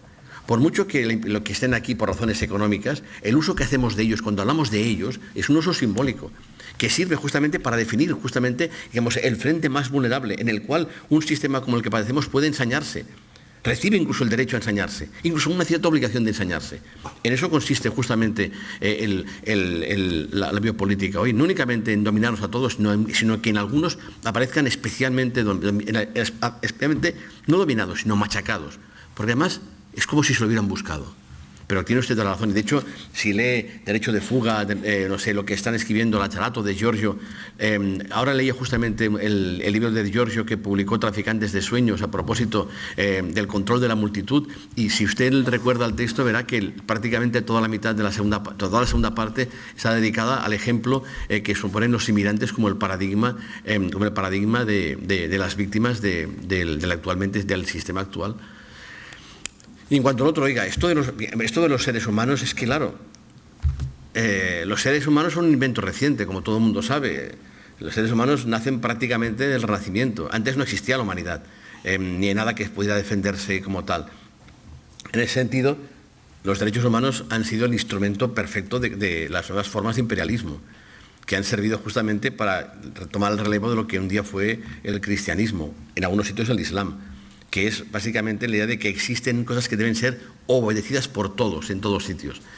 No digo que lo sean así, pero el uso que reciben básicamente es ese. Y en ese sentido, otra cosa. Miren, dice, ¿qué es lo que nos convierte, sea lo que sea, en seres humanos? Lo que nos convierte en seres humanos es que nosotros hemos conseguido romper con la naturaleza. Es decir, los seres humanos no únicamente vivimos en el mundo, sino que creamos el mundo en el que vivimos. Por tanto, en efecto, hemos continuado la labor de la gracia, como si dijéramos, y hemos recibido el encargo divino de continuar la creación. Pues bien, ahí está el problema. ¿Qué es lo que nos separa de la naturaleza? Usted mire la naturaleza. ¿Acaso no existen reyes de la selva? Por tanto, en tanto que haya reyes, siempre seremos naturaleza. Solamente es dejar de tener reyes lo que nos convierte en seres humanos. Mire usted naturaleza, ¿no ve usted los póngidos como tienen jefes, como tienen jerarquías, como hay quien manda y quien obedece? Bien, en tanto nos parezcamos a eso, no conseguiremos ser humanos, continuaremos siendo naturaleza. Es únicamente el hecho de que no tengamos ni jefes, ni reyes, ni jerarquías, lo que un día nos convertirá realmente en seres humanos, es decir, en seres que por fin han conseguido generar el mundo en el cual viven. Entre tanto, continuaremos perteneciendo a ese dominio que no nos que no nos permite elevarnos sobre el reino de la naturaleza y convertirnos en seres, en seres de la gracia y de la libertad. Bueno, pues comentaba el viceconsejero que las jornadas están inauguradas. Yo creo que tras esta sesión y tras dar las gracias a Xavier y a Manuel, el debate también está inaugurado. Así que hagamos un breve debate para poder seguir con este debate, que creo que va a ser muy interesante y que está más que lanzado. Hagamos un breve debate. Descanso. Bueno, no nos enfademos, ¿eh? Que no nos sirve para otra.